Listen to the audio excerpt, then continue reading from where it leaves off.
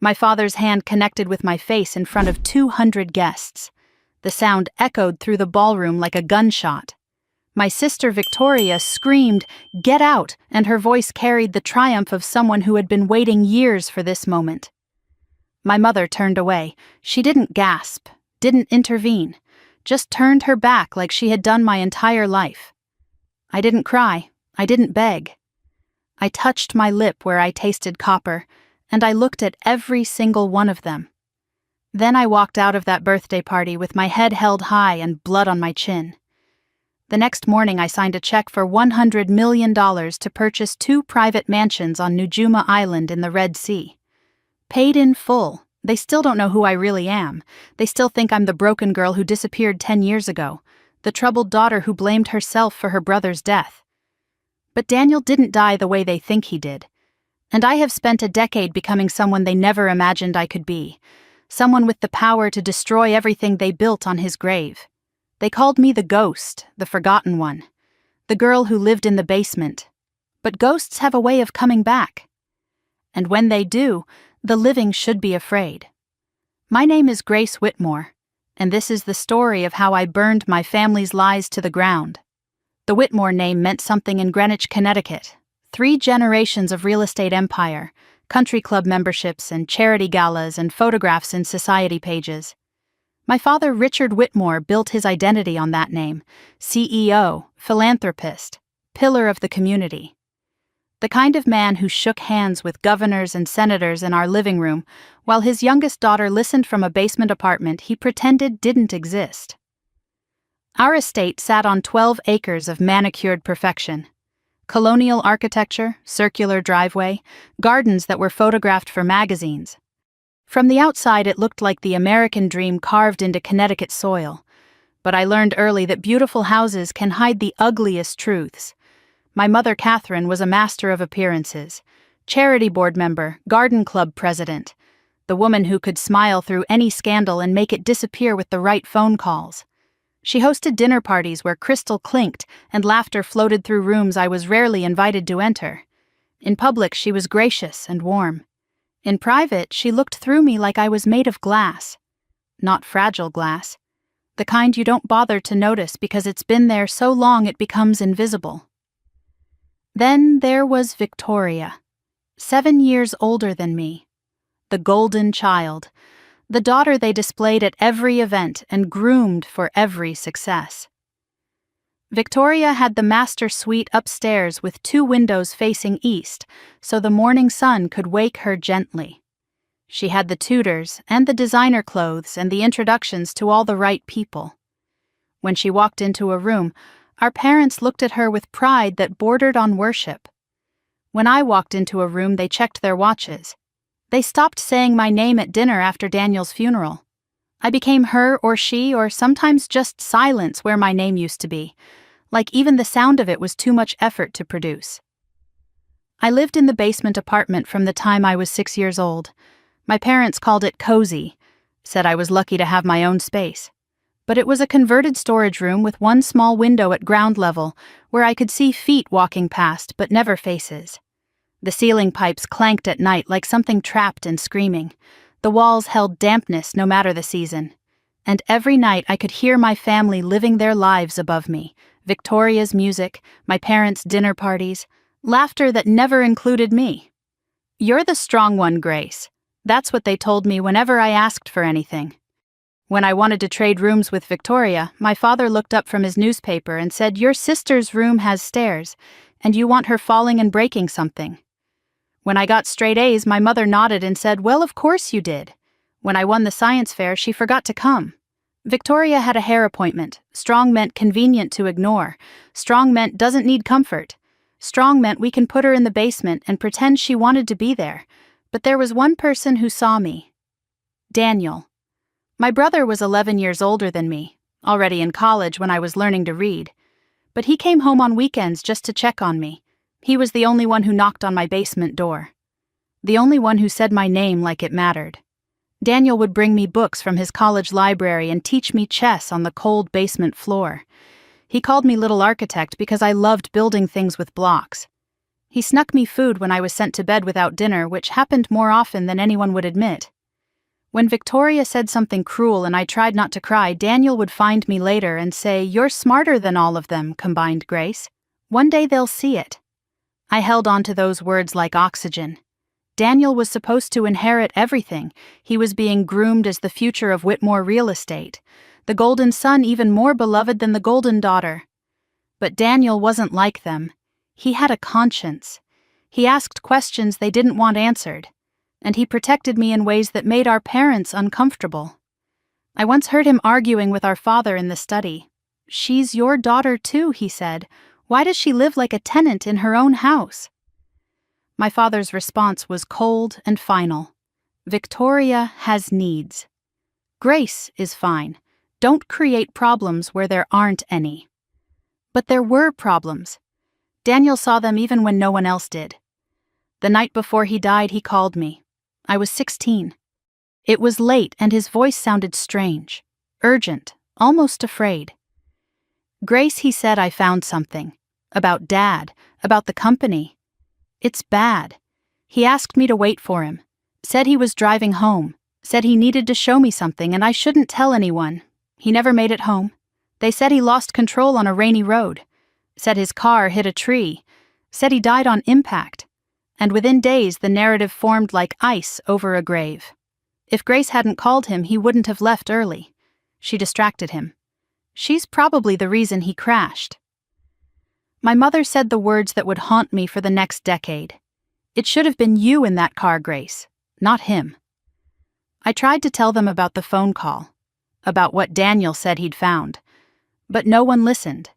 They were too busy burying their golden son and blaming their invisible daughter. 3 months after Daniel's funeral, my grandmother Eleanor came to see me in the basement. She was my father's mother and the only person in that house who had ever defended me.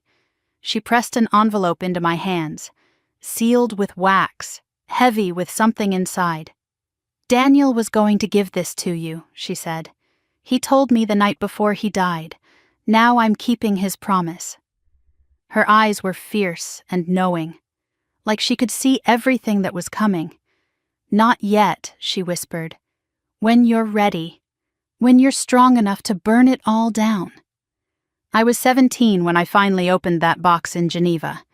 Inside were 3 things: $47 million in bearer bonds, a police report stamped sealed with findings that made my hands shake, and a handwritten note from Daniel dated the day before he died. What I read in that note changed everything. It proved that my brother's death wasn't an accident. It was murder, and someone in my family knew exactly what happened. The basement apartment became my world when I was 6 years old. My parents said Victoria needed more space for her things. They said I was flexible. They said I would love having my own little corner of the house. What they meant was that I was easy to move, easy to relocate, easy to forget about once the door closed behind me. The room had been a storage space before they cleared it out and tossed a mattress inside. One small window sat at ground level where I could watch feet walk past but never see faces. The ceiling pipes clanked and groaned at night like something alive and suffering. In winter they screamed. In summer they sweated rust onto the concrete floor. The walls held dampness that never fully dried no matter how many times I wiped them down. The smell was always the same: old books, mildew, laundry detergent drifting from the utility room next door. I had a single bed pushed against the wall, a desk from a garage sale with one leg shorter than the others so it wobbled when I wrote, a lamp that flickered during thunderstorms. These were my possessions. These were the boundaries of my childhood. But the worst part wasn't the room itself. The worst part was the ceiling. I learned to read that ceiling like a map. I knew exactly where each family member walked. Victoria's room was directly above mine, and every night I heard her footsteps, her music playing, her friends laughing during sleepovers I was never invited to attend. I would lie in bed and press my palm against the cold concrete above me, feeling for vibrations, listening for some sign that someone up there remembered I existed. Most nights there was nothing but silence where my name should have been. I learned to measure my worth by that silence. by the footsteps that never paused at the basement door, by the voices that never called down the stairs. They called me the strong one. I heard it so many times it became a brand burned into my identity. "You're the strong one, Grace," said like a compliment, wielded like a weapon. I first heard it when I was 8 and fell off my bicycle, scraped both knees bloody on the driveway gravel. I didn't cry because I had already learned that crying got me nothing but impatience. My mother glanced at the blood and handed me a bandage. "You're the strong one," she said. "You'll be fine." A week earlier, Victoria had scraped her knee. She got ice cream, a new dress, a day off from school.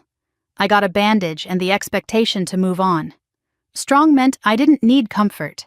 Strong meant I could handle disappointment. Strong meant no one had to feel guilty about forgetting me. Strong meant convenient. Strong meant invisible. My mother forgot to pick me up from school once. I was 10 years old. I sat on the bench outside for 3 hours watching every other child get collected by parents who remembered they existed. When I finally walked home, my feet aching and my stomach empty, I found her in the living room braiding Victoria's hair. "Oh," she said without looking up. "I thought your father was getting you." He hadn't. No one had. No one had thought about me at all. I learned to ask for nothing and expect less. I learned that Victoria's tears were currency that could purchase anything while my silence was simply expected payment. By the time I was 12, I had perfected the art of disappearing in plain sight. I could sit at the dinner table and not be spoken to for an entire meal. I could walk through the living room and not be acknowledged. I became a ghost in my own home long before anyone thought to call me that. But Daniel saw me. Daniel always saw me. He was 11 years older and already at college when I was still learning to tie my shoes. But he came home on weekends. Not for our parents, not for Victoria. For me. He was the only person who ever knocked on my basement door. The only one who walked down those stairs without being forced. He brought me books from his university library. Novels and science texts and poetry collections that smelled like dust and possibility. He taught me chess on the cold concrete floor, sitting cross-legged across from me like we had all the time in the world. He called me Little Architect because I loved building things with blocks and cardboard and whatever scraps I could find in the basement storage. When our parents forgot to save me dinner, Daniel would appear with a plate wrapped in foil. Still warm, always with extra helpings of whatever I liked best. Daniel once told me the basement isn't where you belong, Grace. It's where they put you so they don't have to see what they're doing. I was 12. I didn't fully understand. But I memorized every word. I kept them locked in my chest like a treasure I could take out and examine when the loneliness got too heavy to carry alone. He fought for me in ways that made our parents uncomfortable. I heard him arguing with our father once. "She's your daughter too," he said. His voice sharp with frustration. "Why does she live like a tenant in her own house?" My father's response was ice. "Victoria has needs. Grace is fine. Don't create problems, Daniel." That was always their answer. Don't create problems. As if my existence was a problem. As if wanting to be loved was causing trouble. Daniel promised me things would change. When I take over the company, he said everything will be different. "You're smarter than all of them, Grace. One day they'll see it. One day I'll make sure they see it." I believed him. I had to believe someone. Victoria made sure I knew my place. In public she was perfect. Charming smile, gracious manners. The daughter everyone admired. But when the adults weren't watching, she showed me exactly what she thought of the basement girl. She called me names that still echo in the quietest hours. "You smell like the basement. Mom only keeps you because it would look bad to send you away. Daniel feels sorry for you, and that's not the same as love." Small cruelties delivered with surgical precision. She hid my homework so I would get in trouble. Accidentally spilled juice on my only nice dress the morning of school picture day. Told her friends I was the help when they asked who I was. On my 13th birthday there was no party, no cake, just a card left on the kitchen counter with my name spelled wrong. That same week Victoria turned 20 and our parents threw her a celebration with 200 guests. I was told to stay in the basement. It's not appropriate for children, they said. I heard the music and laughter all night. Every note a reminder of where I belonged. Daniel found me at midnight. I was sitting on the basement stairs crying into my hands. He sat beside me and pulled a slice of cake from his jacket pocket, wrapped in a napkin, smuggled just for me. "Happy birthday, little architect," he whispered. "Don't let them make you small. You're going to be bigger than all of this someday." Victoria gave me a gift that year. I unwrapped it at the dinner table with everyone watching. Inside was an empty box.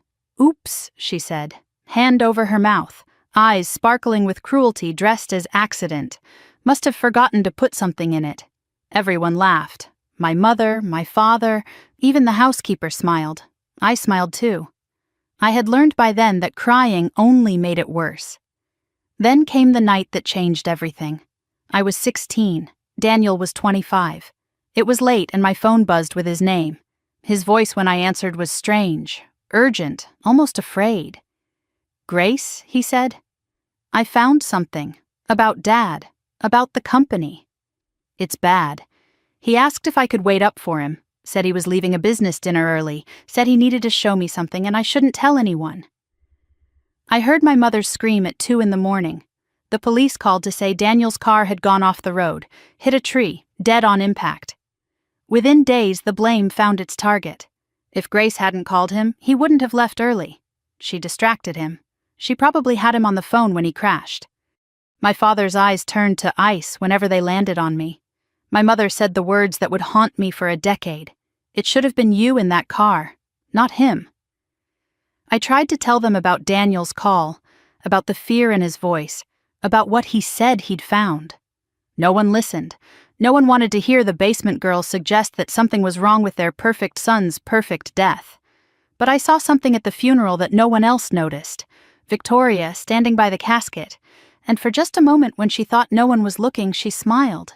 Not grief, not shock, relief. I never forgot that smile. I never stopped wondering what it meant. 3 months later, my grandmother Eleanor came to the basement. She pressed an envelope into my hands, sealed with wax, heavy with secrets. "Daniel was going to give this to you," she said. "He told me the night before he died. Now I'm keeping his promise." Her last words before she left still echo in my memory. "Not yet, Grace. When you're ready. When you're strong enough to burn it all down." I held that envelope for 3 months before I opened it. What I found inside proved that Daniel's death wasn't an accident. It was murder. And someone in my family knew exactly what happened. I kept Eleanor's envelope hidden under the loose floorboard in my basement room, the same spot where I hid my journal and the small treasures Daniel had given me over the years. Every night for 3 months I pulled it out and held it in my hands, felt the weight of it, traced the wax seal with my fingertips. Eleanor's words echoed through my sleepless nights. "When you're ready. When you're strong enough to burn it all down." I wasn't ready. I wasn't strong. I was a 16-year-old girl sleeping in a basement while my family blamed me for my brother's death. But the envelope called to me. The secrets inside pressed against the paper like something alive and waiting to be born. The night I finally opened it, I couldn't sleep. The house above me was silent for once. No footsteps, no music, no laughter reminding me of everything I wasn't invited to join. I sat on my bed with the lamp flickering and my hands trembling. I broke the wax seal, unfolded the contents, and my entire world shifted on its axis. Inside was a letter in Daniel's handwriting, dated the day before he died. His script was usually confident and clean, but this letter was different, shaky, rushed, like he'd written it knowing he was running out of time. "Grace," he wrote, "if you're reading this, then something has happened to me, and there are things you need to know." I found evidence that Dad has been stealing from grandmother Eleanor for years. Millions siphoned from her personal accounts into shell companies, forged signatures, manipulated records. I confronted him tonight. He denied everything, but I saw the fear in his eyes. He knows I know, and I think he's going to do something about it. The letter continued with details, account numbers, company names, dates of transactions. Daniel had documented everything with the precision of someone who understood that truth needed proof to survive. But it was the final paragraph that made my blood freeze. Nolan is involved, he wrote. The handwriting here was even more unsteady. He's not just Victoria's boyfriend. He's Dad's fixer. I don't know how deep it goes, but I know enough to be afraid. Don't trust him, Grace. Don't trust any of them. If something happens to me, take this to someone outside the family, someone who can't be bought. And whatever you do, don't let them know what you have until you're ready to use it. I read those words over and over until dawn crept through my small window. My brother hadn't died in an accident. He'd been killed because he discovered the truth. And now I was holding that same truth in my shaking hands. My first instinct was to run upstairs and throw the evidence in my father's face, to scream at him in front of everyone, to make him pay for what he'd done. But Daniel's voice stopped me. His warning echoed in my mind. Don't let them know what you have until you're ready to use it. I was 16 years old, no money, no allies, no power. If I revealed what I knew, my father would destroy the evidence and paint me as a liar. The troubled girl who killed her brother and now was trying to destroy his memory. No one would believe the basement ghost over the family patriarch. So I made my first strategic decision. Stay silent. Gather more. Wait. I hid the documents back under the floorboard. I went to dinner that night and sat across from my father and didn't flinch. He asked Victoria about her classes. He didn't look at me once. I thought you killed your son to protect your secrets and you don't even know that I know. I smiled and passed the salt. The war had begun, but I was the only one who knew we were fighting. Eleanor grew weaker in the months after she gave me the envelope. Cancer, they said. But she had been fighting it for years, and something in her seemed to surrender after Daniel's death. Like losing her grandson had stolen whatever strength she had left. I visited her every day after school, sat beside her bed and held her papery hand and listened to her stories about the family. Your father wasn't always this way, she told me. Money changed him. Power corrupted him. But you, Grace, you're different. You see things clearly. That's your weapon. Don't let anger make you stupid. Be smart, be patient, be devastating. She made me promise to wait, to build something of my own before I tried to tear down what they had built. She told me there was more waiting for me, more than the documents Daniel had left, more than I could imagine. Eleanor died 6 months after Daniel. I was holding her hand when she took her last breath. Her final words were a whisper meant only for me. Geneva. The box. Everything you need. The funeral was grand and performative. My father gave a speech about what a remarkable woman she was. I sat in the back row, invisible as always, and thought about all the ways he had stolen from her while she was alive. The hypocrisy was so thick I could taste it. 1 week after we buried Eleanor, a lawyer called me on a phone she had given me months before. A burner phone. Untraceable. His voice was calm and professional with a Swiss accent that made every word sound like a secret. Miss Whitmore, he said, your grandmother has left you her personal fortune. $47 million held in accounts your family has no knowledge of. She was very specific about the arrangements. You are the sole beneficiary. You must claim it in person when you turn 18. I was 17 years old, sitting in a basement room that smelled like mildew. And I had just learned I was secretly richer than my father. The months that followed taught me to wear masks. I performed the role of the guilty daughter, the troubled girl, the one everyone blamed and no one noticed. Meanwhile, I watched and listened and documented everything. I learned the rhythms of my father's lies, the patterns of Victoria's cruelty, the architecture of a family built on secrets and silence. Then Nolan Brooks entered our lives, and everything became more dangerous. He was the son of my father's biggest business partner, handsome in that polished prep school way, charming when he wanted to be. He started dating Victoria 6 months after Daniel's death, and the family welcomed him like a gift from the universe. The perfect match for the golden child, the merger of two powerful families. But something about Nolan made my skin crawl. He paid attention to me in ways that felt wrong, not romantic, something else, assessing, measuring, like he was trying to figure out how much I knew. He would find excuses to be near me at family dinners, ask questions about Daniel that seemed innocent but felt like traps. "You two were close, weren't you?" he said once. His eyes too focused, his smile too careful. He talked about you a lot. I remembered Daniel's warning, "Nolan is Dad's fixer." I smiled and said nothing, and felt the danger radiating off him like heat. Victoria and Nolan announced their engagement 8 months after Daniel died. At the party, I stood in the corner watching everyone celebrate. Nolan caught my eye across the room and raised his glass. His smile said, "I know you're watching." His eyes said, "I'm watching you too." Victoria saw the exchange and her face hardened into something that would become permanent hatred. He cornered me in the kitchen later that night, stood too close, spoke too softly. "You're the quiet one," he said. "I've always found quiet people interesting. They notice things, they remember things."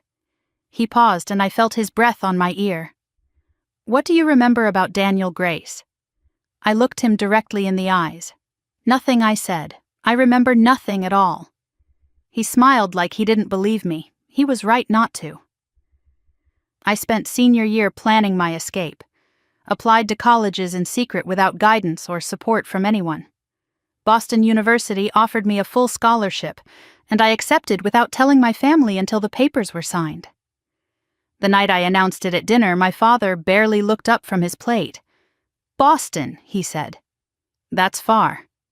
My mother nodded absently. "Well, I suppose you've always been independent." Victoria smiled her cruel smile. "Finally! The basement will make a great wine cellar. No congratulations, no pride, no acknowledgement of what I had achieved entirely alone. I expected nothing. I received exactly that."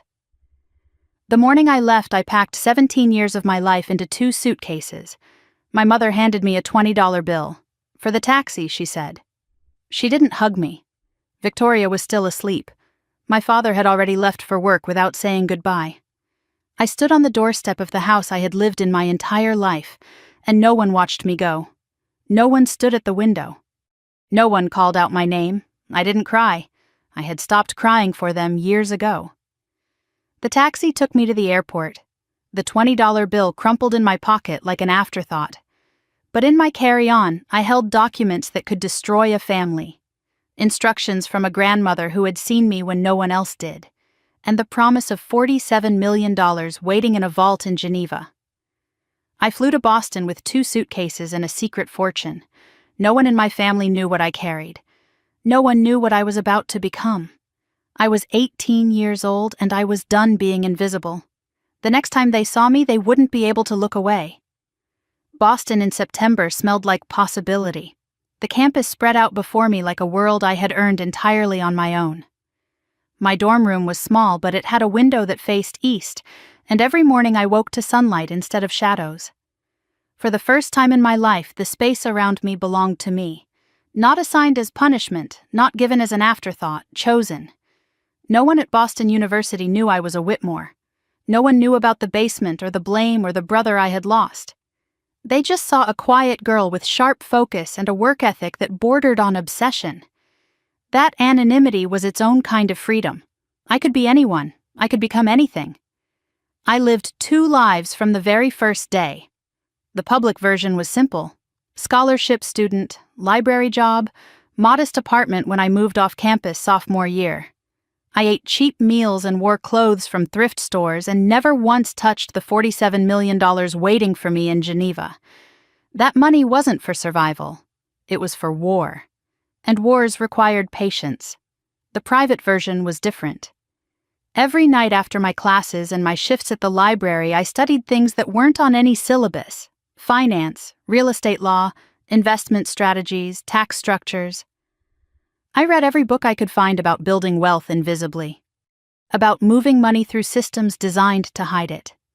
I was teaching myself to become something my family would never see coming. I kept a photograph of Daniel in my desk drawer. Every morning I looked at it before class.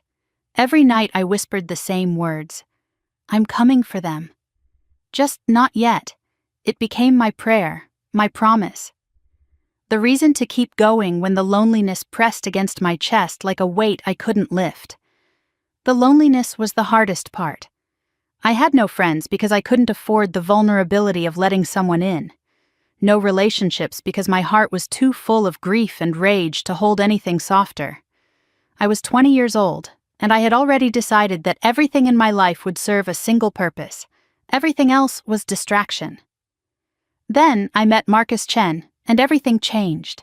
He came to Boston University as a guest lecturer in my junior year, advanced investment strategies, the kind of class most students took for easy credit and promptly forgot.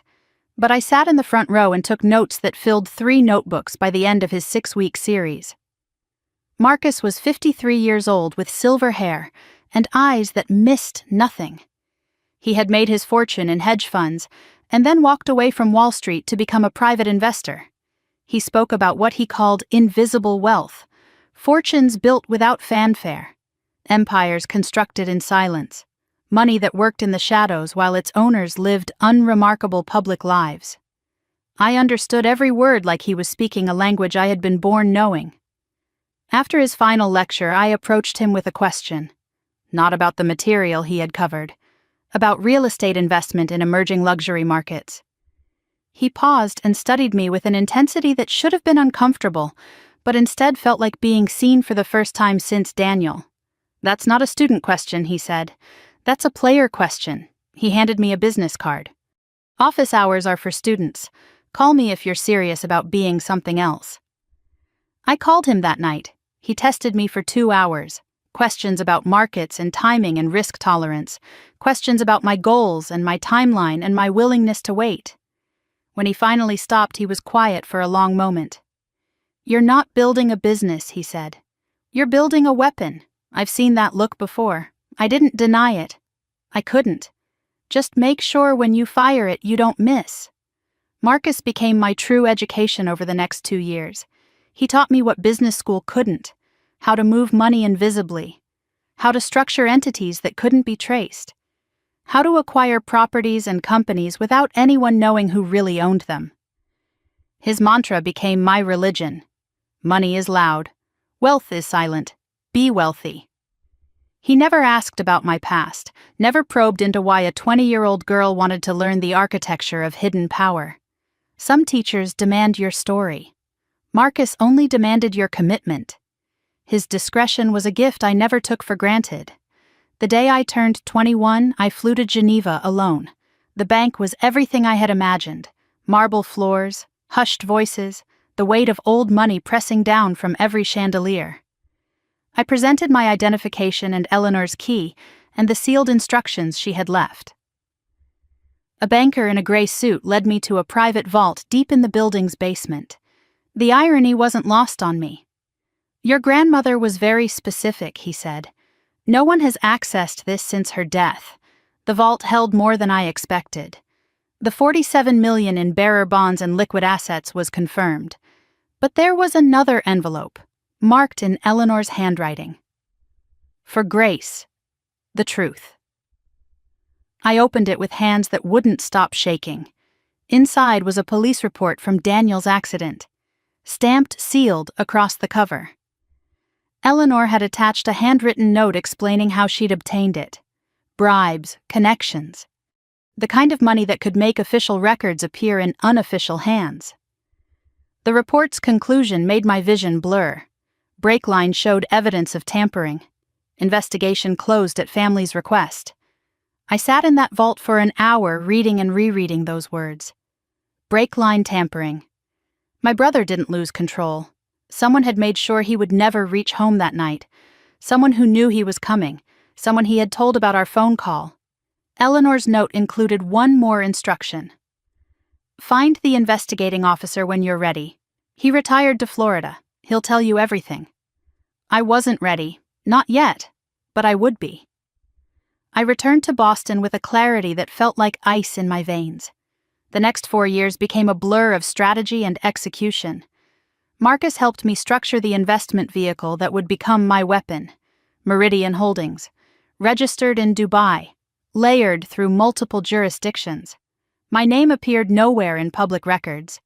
I focused on ultra-luxury real estate in emerging markets, properties the world's wealthy wanted but couldn't easily access.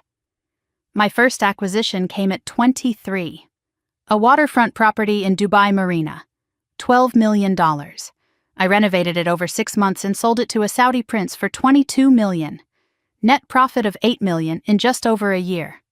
I reinvested everything, lived on my Boston salary, ate the same cheap meals, wore the same thrift store clothes. I could have lived in luxury, but instead I lived in preparation. By 25, my portfolio was worth over $300 million. Cash reserves and investments pushed the total past $500 million. I had properties in Dubai and Abu Dhabi and Monaco and the Maldives, a network of contacts and influence that spanned continents. All of it invisible. All of it waiting. I watched Victoria's wedding livestream from my office in Dubai, 63 floors above the city in a penthouse I owned outright. She posted photographs of her nursery when she announced her pregnancy. I studied spreadsheets worth more than her husband's entire net worth. We were building different futures. She just didn't know we were competing. I monitored my family from a distance, hired intelligence gatherers to provide quarterly reports, watched the cracks forming in Whitmore real estate, SEC inquiries, whispered investigations, Richard's signature appearing on documents that shouldn't exist. The empire was eating itself and I hadn't lifted a finger. My mother sent me a letter when I was 26, the first real communication in years. Rambling, nostalgic, hints of regret without actual apology. "I think about you sometimes," she wrote. "I hope you're doing well. Maybe we could have lunch when you're back in Connecticut."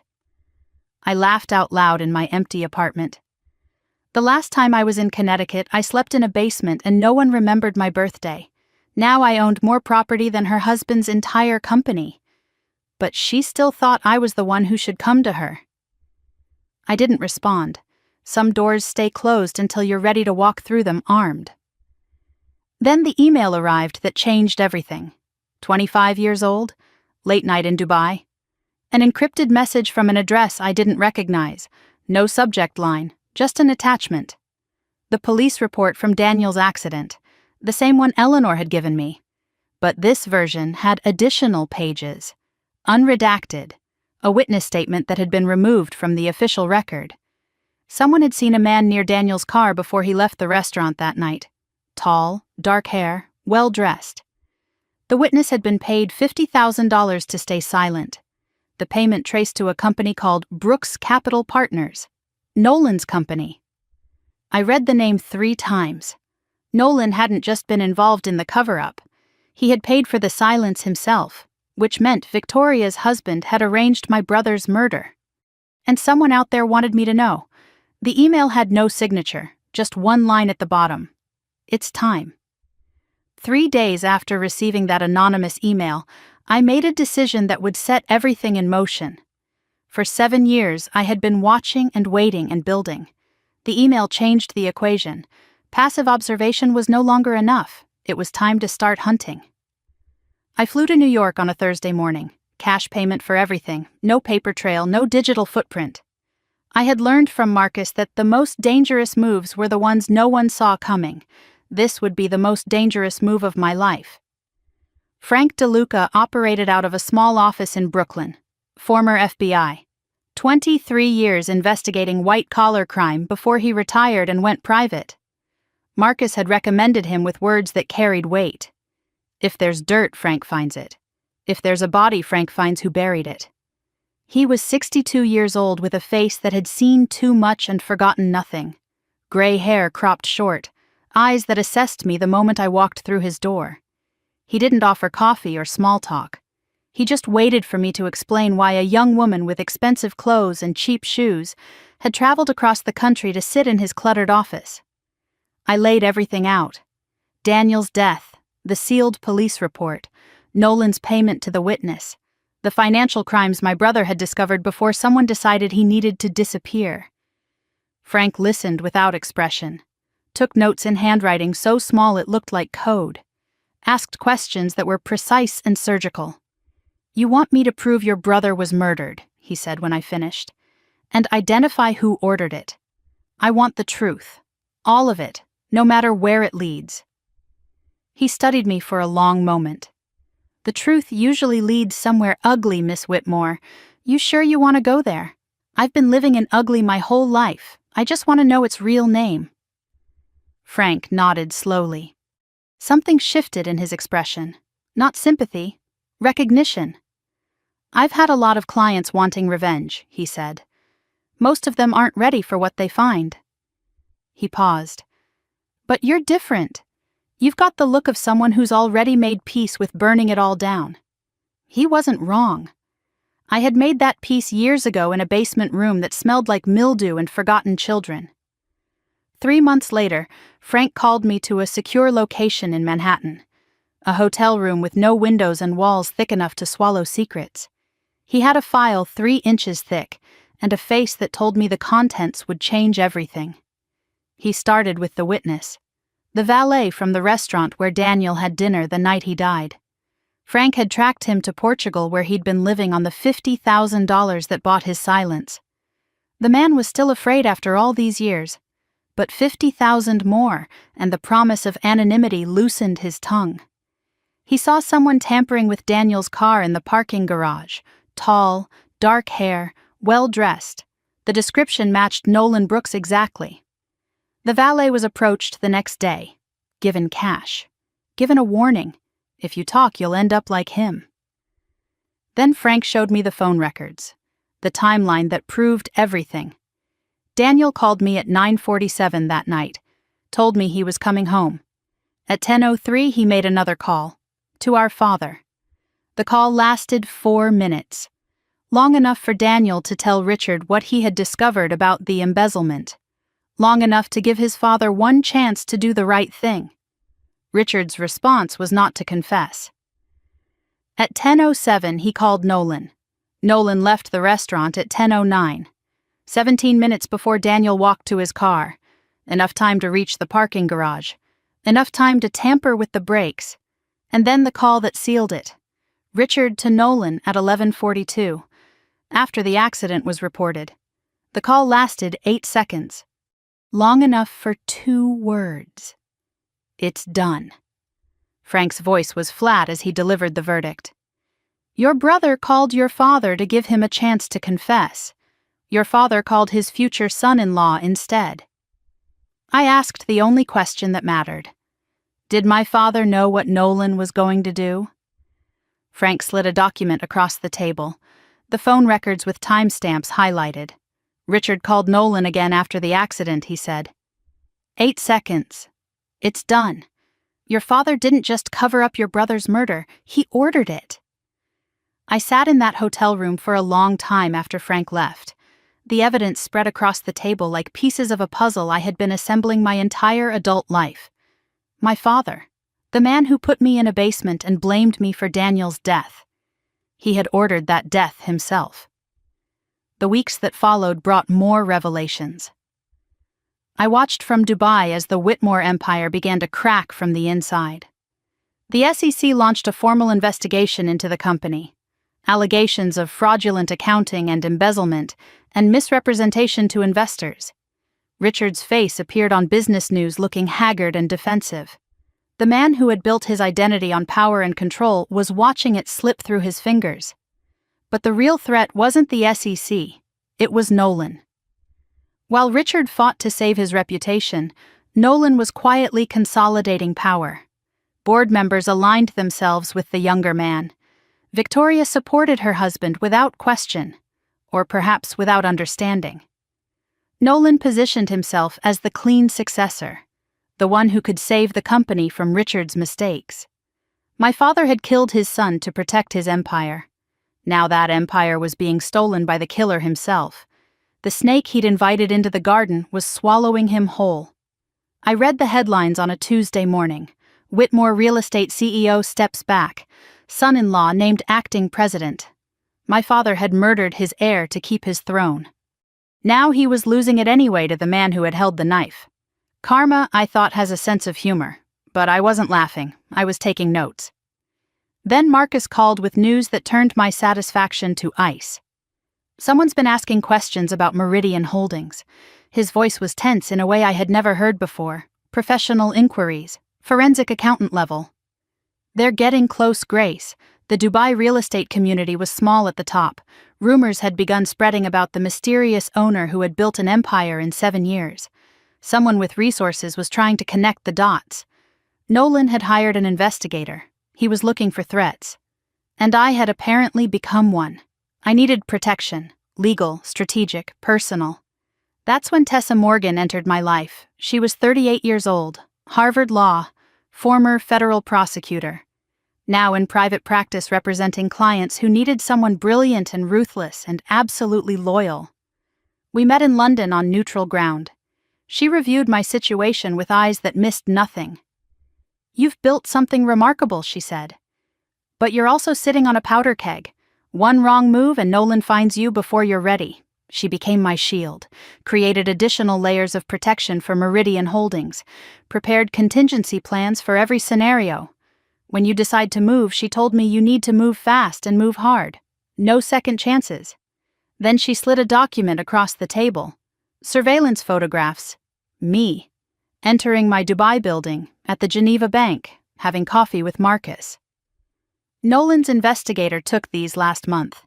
He doesn't know who you are yet. But he knows you exist. The clock is ticking, Grace. I looked at my own face in those photographs. The ghost was becoming visible. I needed to decide. Hide deeper or step into the light. The decision was made for me 2 weeks later. A birthday card arrived at my Boston post office box. My 27th birthday.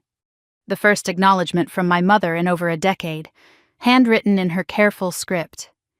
"I think about you more than you know. I'm sorry for so many things. Maybe we could talk someday. No specifics, no confession. Just the fog of guilt, without the clarity of accountability." She wasn't sorry for what she had done. She was sorry for how it made her feel. I kept the card, not out of sentiment, out of evidence. Every crack in their armor was a potential entry point. Even my mother's guilt could be useful. Especially my mother's guilt. She knew things. She had stayed silent for 10 years. And silence, I had learned, was just another form of confession waiting to be extracted. 2 weeks after the birthday card, another envelope arrived. This one embossed and expensive. Victoria's 35th birthday celebration. Black tie, Greenwich Estate. 200 guests. A handwritten note was tucked inside. "Grace, it's been too long. Mom has been asking about you.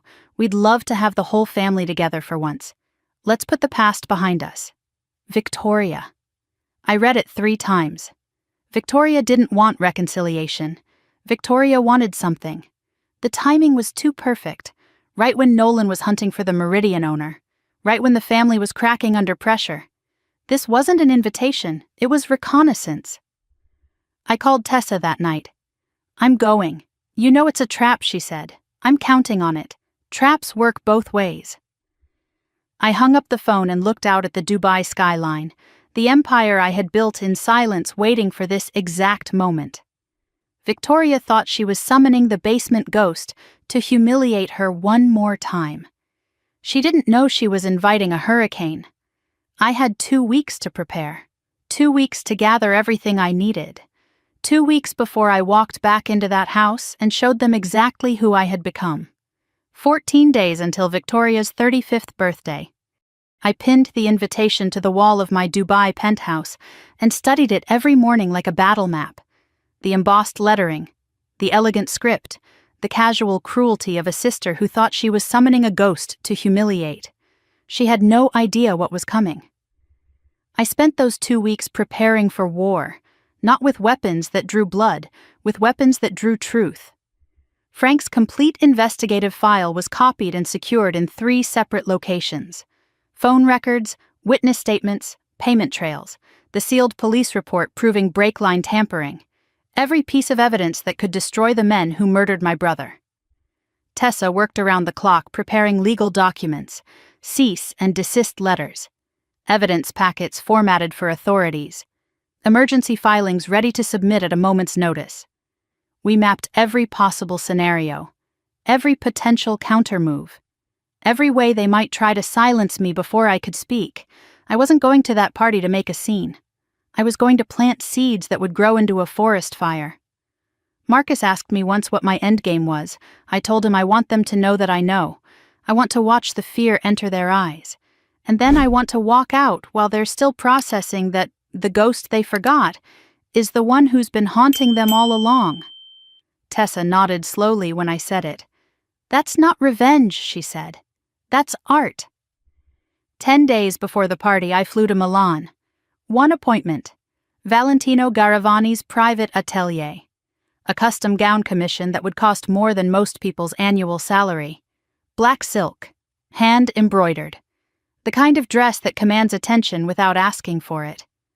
I knew exactly what I was doing. Victoria had posted about this designer years ago.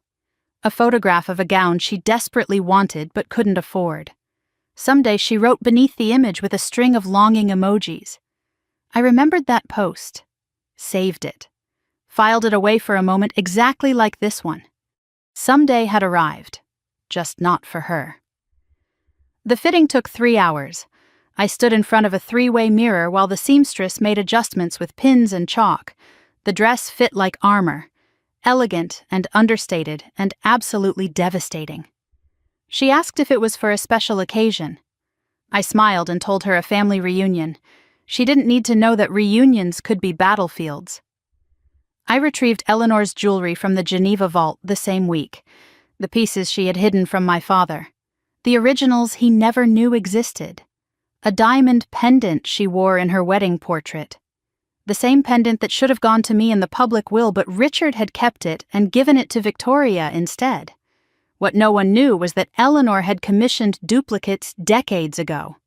Victoria had been wearing the copy to every major event for years. I would wear the original. Let her wonder why my diamonds caught the light differently than hers.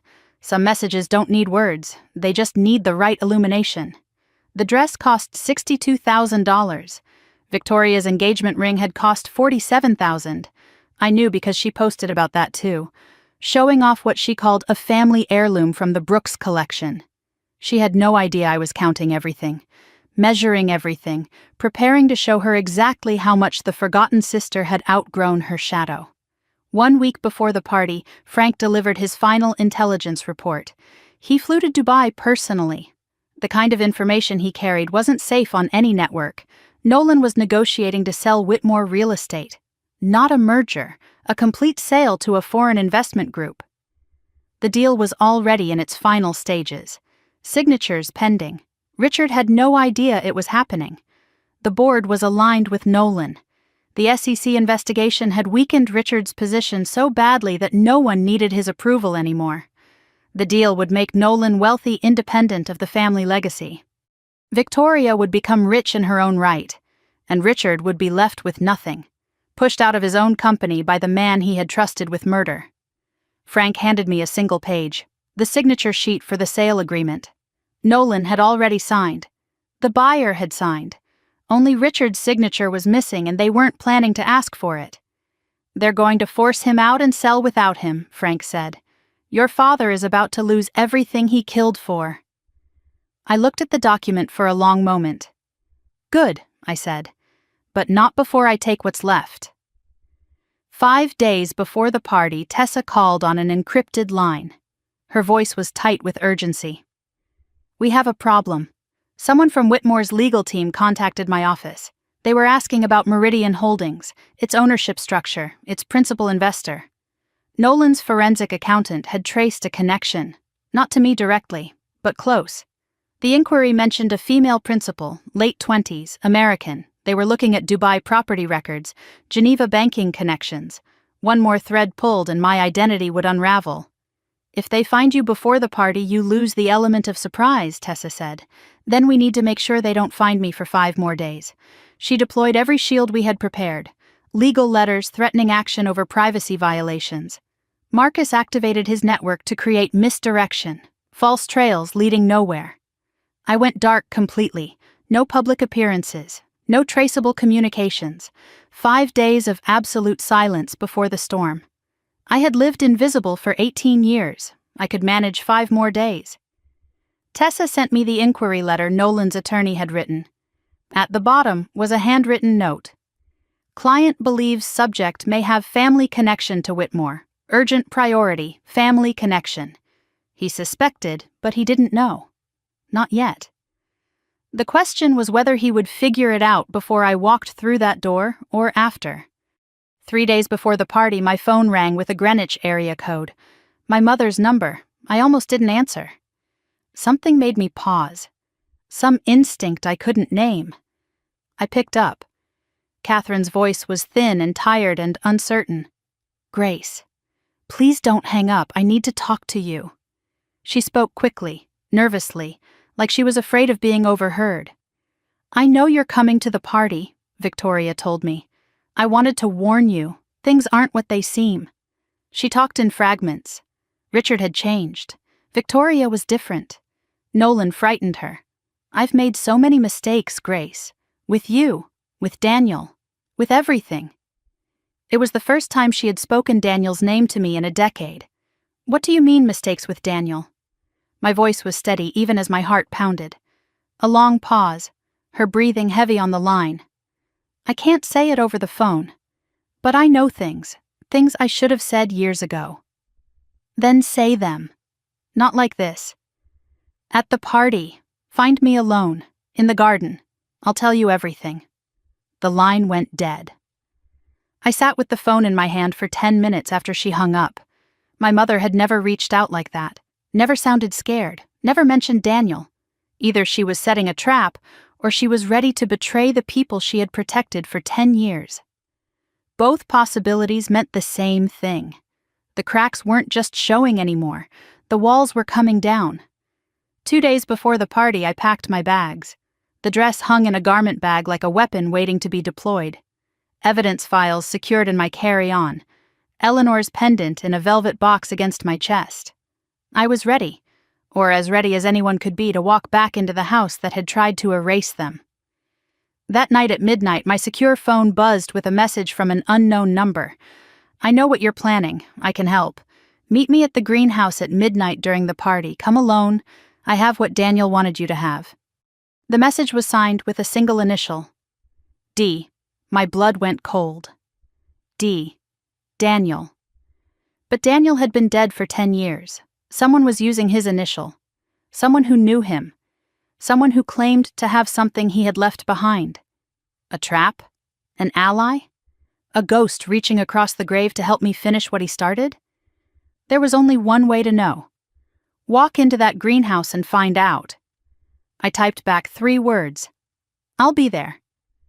Then I deleted the message and finished packing. Whatever was waiting in that greenhouse, I intended to be ready. Whatever secrets still remained after 10 years of silence, I intended to drag them into the light. Victoria thought she was throwing a birthday party.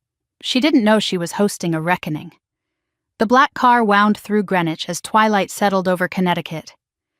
I sat in the back seat watching familiar streets pass like memories I had tried to bury. The Valentino dress pressed against my skin like armor. Eleanor's diamond pendant rested against my collarbone, warm from my pulse. 10 years since I had seen this driveway. 10 years since I had walked these grounds as the ghost no one remembered to look for. The estate appeared through the trees exactly as I remembered it. Every window glowing. Every inch of the grounds manicured to perfection. The colonial architecture that had once made me feel small now looked like a stage set waiting for its final act. Valet parking attendants in crisp uniforms. Catering trucks lined up like soldiers. A string quartet warming up somewhere inside. 200 guests expected tonight. Greenwich elite, business partners, society names that appeared in magazines and charity announcements. The same people who had attended events at this house my entire childhood without ever knowing a girl lived in the basement. The car stopped at the entrance. I took one breath, then another. Then I opened the door and stepped out into the night air. Photographers waited at the entrance. Victoria had hired press coverage for her 35th birthday. Of course she had. Everything about my sister required an audience. A flash went off as I approached the door. Then another. I didn't flinch, didn't smile, just walked toward the entrance like I owned the ground beneath my feet. The last time I walked through this door, I was 18 with 2 suitcases and a $20 bill. Now I was 27 with a fortune they couldn't imagine and evidence that could destroy them all. The valet asked for my name. I said it clearly. Grace Whitmore. Watching his face for recognition. There was none. They had forgotten me so completely they didn't even remember what forgetting looked like. The grand foyer opened before me, marble floors gleaming, crystal chandelier casting prismatic light across walls lined with paintings worth more than most houses. The smell of expensive perfume and fresh flowers and old money pretending it had always been there. Richard saw me first. My father stood near the bar with a drink in his hand and a smile frozen on his face from whatever conversation he had just abandoned. The smile died when our eyes met. Confusion flickered across his features. Then recognition. Then something that looked almost like fear. He had aged badly in 10 years. The SEC investigation had carved deep lines around his eyes. His hair was grayer, his shoulders hunched slightly like a man expecting a blow. He didn't approach me, just stared, like he was seeing a ghost he had worked very hard to bury. Catherine stood by the fireplace with champagne she wasn't drinking. When she saw me, her hand trembled so badly the glass nearly slipped from her fingers. She mouthed something I couldn't hear across the crowded room. "You came." But she didn't move toward me, didn't smile, didn't do anything except stand there with tears forming in eyes that had refused to look at me for a decade. The woman who told me it should have been you looked like she was seeing a judgment she had been dreading for years. Then Victoria made her entrance. She descended the main staircase in a white gown that probably cost what some people earned in a year. The birthday queen commanding attention from every corner of the room. Her eyes swept across the crowd, accepting adoration like oxygen. Then they found me. She froze for half a second, just long enough for me to see the shock register. Then the mask slid into place, bright smile, arms extended, voice carrying across the room like she was performing for the photographers. Grace, you actually came. Everyone, my little sister, finally decided to join us. The emphasis on little, diminishing me even as she embraced me. The hug was cold and performative, a show for the cameras. But when she pulled back, her eyes told a different story. Calculating, assessing, afraid of something she couldn't quite name. Her diamond necklace caught the light as she stepped away. I recognized it immediately. Grandmother Eleanor's pendant, the one that was supposed to be mine. The one Victoria had worn to every important event for years, believing it made her special. She didn't know she was wearing a copy. The real one was warm against my skin. Beautiful necklace, Victoria. I said it casually, like an observation, like nothing. Her hand flew to her throat. It was grandmother's. She said it defensively, like I had accused her of something. I know. I smiled. I know exactly what it's worth. Something flickered in her eyes. Uncertainty, the beginning of understanding that something was different. That the basement ghost had returned wearing armor she couldn't identify. Nolan appeared at her side before she could respond. Victoria's husband, Daniel's killer. The man who had smiled while threatening my brother's life and then made sure he never reached home. He looked exactly as I remembered. Polished, handsome in that calculated way. Eyes that assessed everything and everyone for advantage. When he saw me, those eyes lit with something that wasn't surprise, interest, appetite, like a predator who had finally cornered prey he had been hunting. Grace. He said my name like he was tasting it. What a wonderful surprise. His hand found my lower back as he leaned in to kiss my cheek. Too close, too familiar, too deliberate. You look expensive tonight. Did you finally find yourself a rich husband? I stepped back from his touch. Something like that. The party swirled around me for the next 2 hours. I moved through conversations like water through cracks, answering questions vaguely, watching everyone watching me. The whispers followed wherever I went. Is that the other daughter? Didn't she disappear years ago? I heard she lives overseas now. A woman I didn't recognize approached me near the bar, drunk on champagne and gossip. You must be the mysterious sister. Victoria talks about you sometimes, says you were always the difficult one." I took a sip of water. Did she? How interesting. What else did she say? The woman leaned closer. "That you blamed yourself for your brother's death. So sad. Survivor's guilt is terrible." I set down my glass carefully. That is sad. But survival isn't what I feel guilty about. Her smile faltered. She didn't understand. She would eventually. Everyone would. Nolan found me on the terrace just before midnight, away from the crowd, away from witnesses, the music muffled by distance and stone walls. "Let's take a walk," he said. "You and I should catch up." It wasn't a request. I followed him into the garden knowing exactly what was coming. "You've done well for yourself, Grace." His voice dropped once we were alone. Dubai wasn't it. Real estate. The question wasn't innocent. He knew. "You've been looking into me. I look into everyone who might affect my interests." He stepped closer. "Old habit. And what have you found?" His eyes glittered in the moonlight. "I found gaps. Mysteries. A very wealthy woman who appeared from nowhere." He paused. "I also found that you've been asking questions. About Daniel. About things that should stay buried. Should they?" His hand closed around my elbow. Not hard. Just enough to communicate threat. "Some graves are better left closed, Grace. For everyone's sake, including yours." I met his eyes without flinching. "Thank you for the advice. Here's some in return. Be careful which graves you try to keep closed. Some of them have a way of opening themselves." I pulled my arm free and walked back toward the house. I felt his eyes on me the entire way. Hunting, calculating, beginning to understand that the ghost he had dismissed for 10 years had become something much more dangerous. At 11:47, I slipped away from the party, through the garden, past the rose beds, to the greenhouse at the edge of the property where someone who signed their name with my dead brother's initial was waiting. The door creaked when I pushed it open. The smell of earth and growing things washed over me. Orchids lined the walls. Moonlight filtered through the glass panels. A man stood with his back to me. Silver hair. Familiar posture. He turned when he heard my footsteps. "Marcus Chen." "Hello, Grace." His voice was soft in the darkness. "I'm glad you came." Understanding crashed through me like a wave. "You sent the email. The police report with the unredacted pages." "I did. Why? How do you have this?" Marcus stepped closer.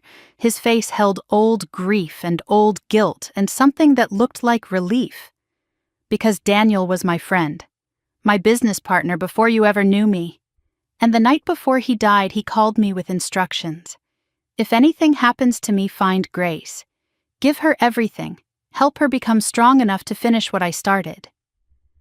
He reached into his jacket and pulled out a small flash drive. "Daniel made this the night before he died. A video, his insurance policy, what's on it, his testimony. Everything he knew, names, dates, amounts." Marcus pressed the drive into my palm. And something else. A recording of Nolan admitting the plan. Daniel had the room bugged. Nolan didn't know. "It's all there, Grace." His voice confessing, your father's voice agreeing, everything you need to destroy them both. I stared at the small device in my hand. 10 years of waiting, 10 years of building, and now the weapon that could end everything they had stolen from me. "Why did you wait so long to give this to me?" "Because you weren't ready. You needed to be strong enough to survive what comes next." Daniel knew that. He made me promise to wait until you were. I closed my fingers around the flash drive. "I'm ready now." "Yes." Marcus nodded slowly. "I believe you are." I returned to the party at 12:23. The flash drive hidden in my clutch next to the small canister of pepper spray I carried everywhere. The party was reaching its peak, champagne flowing, music swelling, 200 people celebrating a woman who didn't deserve celebration. Victoria stood on the small stage near the band. Microphone in hand, glass raised. Everyone, may I have your attention?" The room quieted. 200 faces turned toward the birthday queen. I want to thank you all for being here. This has been such a special night. Her eyes swept the crowd and found me standing near the bar. Locked on. Something shifted in her expression. Triumph replacing performance. And now. She smiled that razor-thin smile I had known my entire life. I'd like to address someone who shouldn't be here. The room went still. Every eye followed her gaze to where I stood. Alone, illuminated, the ghost finally visible.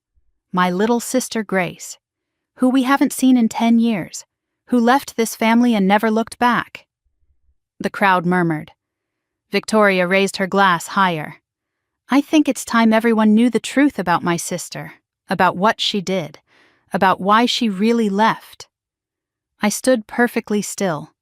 The flash drive warm against my hip, Daniel's voice waiting inside it. Victoria thought she was about to humiliate me in front of 200 people. She thought she was going to tell her version of the truth. I was about to show them the real one. 200 faces turned toward me. The silence spread through the ballroom like a held breath. Victoria stood on the stage in her white dress with the microphone in her hand and triumph in her eyes. She had waited 10 years for this moment, the moment she could destroy me in front of everyone who mattered. My sister left this family 10 years ago, right after our brother Daniel died. Victoria's voice carried perfectly. Practiced, polished, poisonous. What most of you don't know is why she left, why she ran. Murmurs rippled through the crowd. I felt the weight of their stares. Pity, judgment, curiosity. The narrative was being written in real time, and Victoria was holding the pen. Grace blamed herself for Daniel's death. She called him that night, distracted him, made him drive when he shouldn't have. Victoria dabbed at her eyes with a cocktail napkin. The performance was flawless. The guilt was too much for her. She couldn't face us. She couldn't face what she had done. Some guests nodded sympathetically, others whispered behind their hands. I stood perfectly still near the bar and let the words wash over me like waves against stone. I had heard these accusations for 10 years. They had lost their power to wound me. They had only strengthened my resolve. Victoria continued with the confidence of someone who believed she had already won. I've spent 10 years hoping my sister would heal, would come home, would find peace. Her voice cracked artfully, but instead she's been hiding, building some mysterious life overseas, never calling, never caring. Her smile sharpened into something cruel. So I have to ask Grace, why are you really here tonight? What do you want from us? 200 people waited for my answer. I gave them silence. Silence was what I had been trained in. Silence right now was louder than anything I could say. Richard stepped forward from the crowd.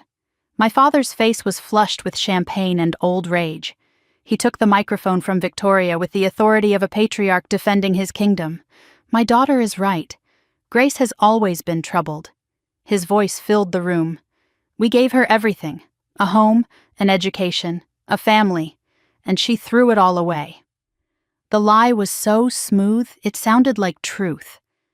I watched him deliver it and thought about the phone records in my clutch. The 8-second call after Daniel died. The 2 words that proved everything. It's done. Nolan appeared beside Victoria, his arm wrapped around her shoulders in a display of protective concern. We're just worried about her, honestly. His voice dripped with manufactured sincerity. She's been making strange accusations, digging into the past. Some people can't let go of tragedy. They need someone to blame. The implication landed exactly as intended. Grace was unstable, obsessed, dangerous. The 3 of them stood united on that stage. Father, daughter, son-in-law, a wall of lies dressed in evening wear. I looked for my mother. Catherine stood frozen by the fireplace, tears streaming down her face. But she didn't speak, didn't defend me, didn't move. The woman who had promised to tell me the truth in the garden couldn't even open her mouth when it mattered.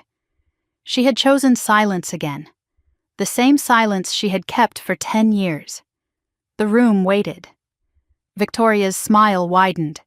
She thought I would crumble, thought I would run, thought I would prove every word she had spoken by breaking down in front of 200 witnesses. I straightened my spine, lifted my chin, spoke clearly enough for every person in that room to hear. "Are you finished?" Victoria's smile flickered. This wasn't the reaction she expected, wasn't the broken girl she remembered. I took a step forward, toward the light, toward them. "You've told your story, the one you've rehearsed for 10 years, the one that makes you the victims and me the villain." My voice didn't waver. I had waited too long to let it waver now. But stories have a way of changing when all the facts come out. Richard's face darkened. Fear flickered behind the rage. "What's that supposed to mean?" Victoria demanded an answer. "What are you talking about, Grace?" I looked at my father directly. The man who had put me in a basement. Blamed me for a murder he ordered. Stolen my childhood and my brother and my belief that families were supposed to protect each other. It means I know what really happened to Daniel. I know who was responsible. And soon everyone else will too. The room erupted in gasps. Whispers exploded like small fires spreading through dry grass. Richard's composure shattered. Whatever mask he had been wearing for 50 years cracked down the middle. He crossed the space between us in 3 strides. His hand connected with my face before I could react. The sound echoed through the ballroom like a gunshot. Sharp, brutal, unmistakable. My head turned with the force of the blow. I tasted copper where my teeth cut the inside of my cheek. The sting radiated across my skin like fire. And somewhere in the stunned silence a camera flash went off. Capturing the exact moment Richard Whitmore struck his daughter in front of 200 witnesses. I didn't fall, didn't cry, didn't raise my hand to my cheek.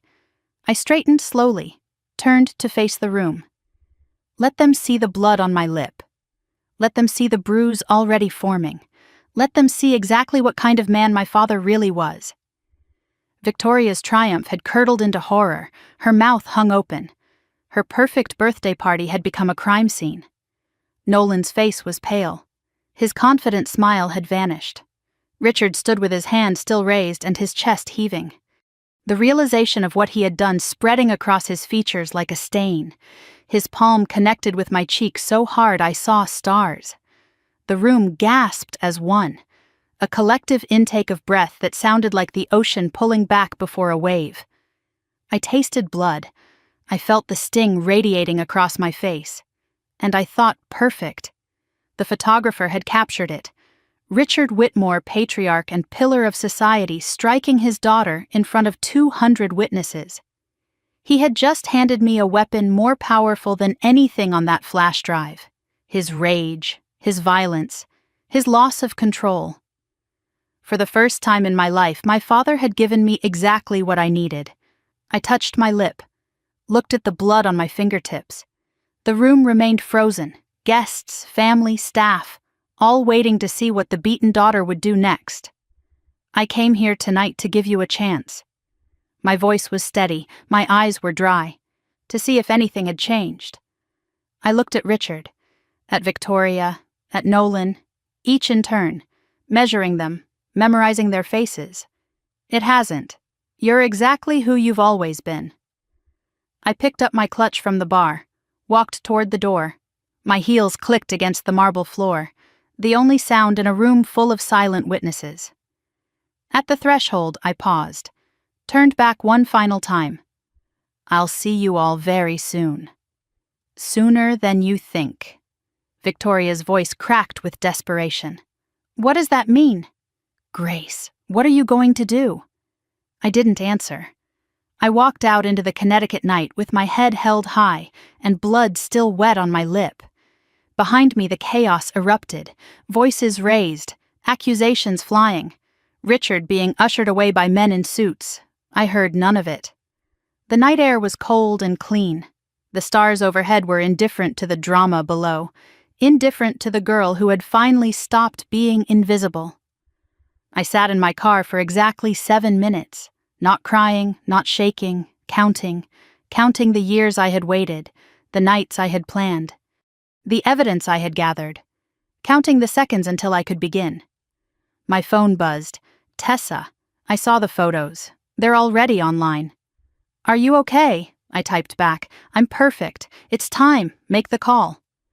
3 dots appeared, then her response. Which call? I smiled. Tasted blood. All of them. The call connected. Tessa's voice was sharp with readiness. What do you need? Buy Nujuma. Both properties. Wire the funds tonight. A pause. That's 100 million, Grace. I know exactly what it is. The news will hit by morning. Everyone will know someone just made the biggest private real estate purchase of the year.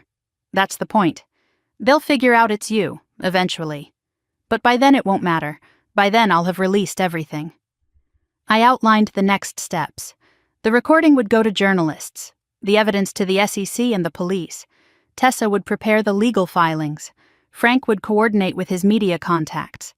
Marcus would handle the business community. In 48 hours, my family's empire would be dust. And I would be standing on an island they couldn't afford to dream about. Are you sure about this? Tessa asked. Once this starts, there's no going back. Your family will be destroyed.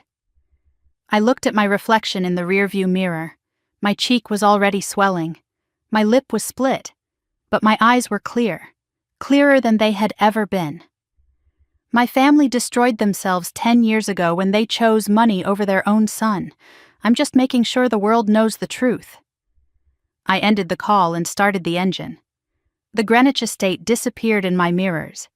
The house where I had been forgotten. The family who had blamed me for a murder they committed. The sister who had smiled at my brother's funeral. I never looked back. The wire confirmation arrived at 6:47 in the morning. I stood at the floor-to-ceiling windows of a Manhattan hotel suite, watching the city wake up below. The sun painted the skyline gold. My phone displayed the words I had been waiting a decade to see. Funds transferred, properties secured, $100 million, 2 mansions on Nujuma Island, paid in full.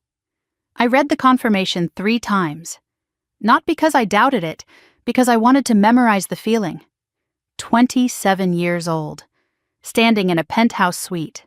A bruise forming on my cheek where my father's hand had connected. A split lip healing where his violence had drawn blood. But inside I felt nothing but clarity. The basement ghost had purchased islands. The forgotten daughter had become unforgettable. I had spent 10 years building toward this moment. Now that it was here, I felt no triumph, no celebration.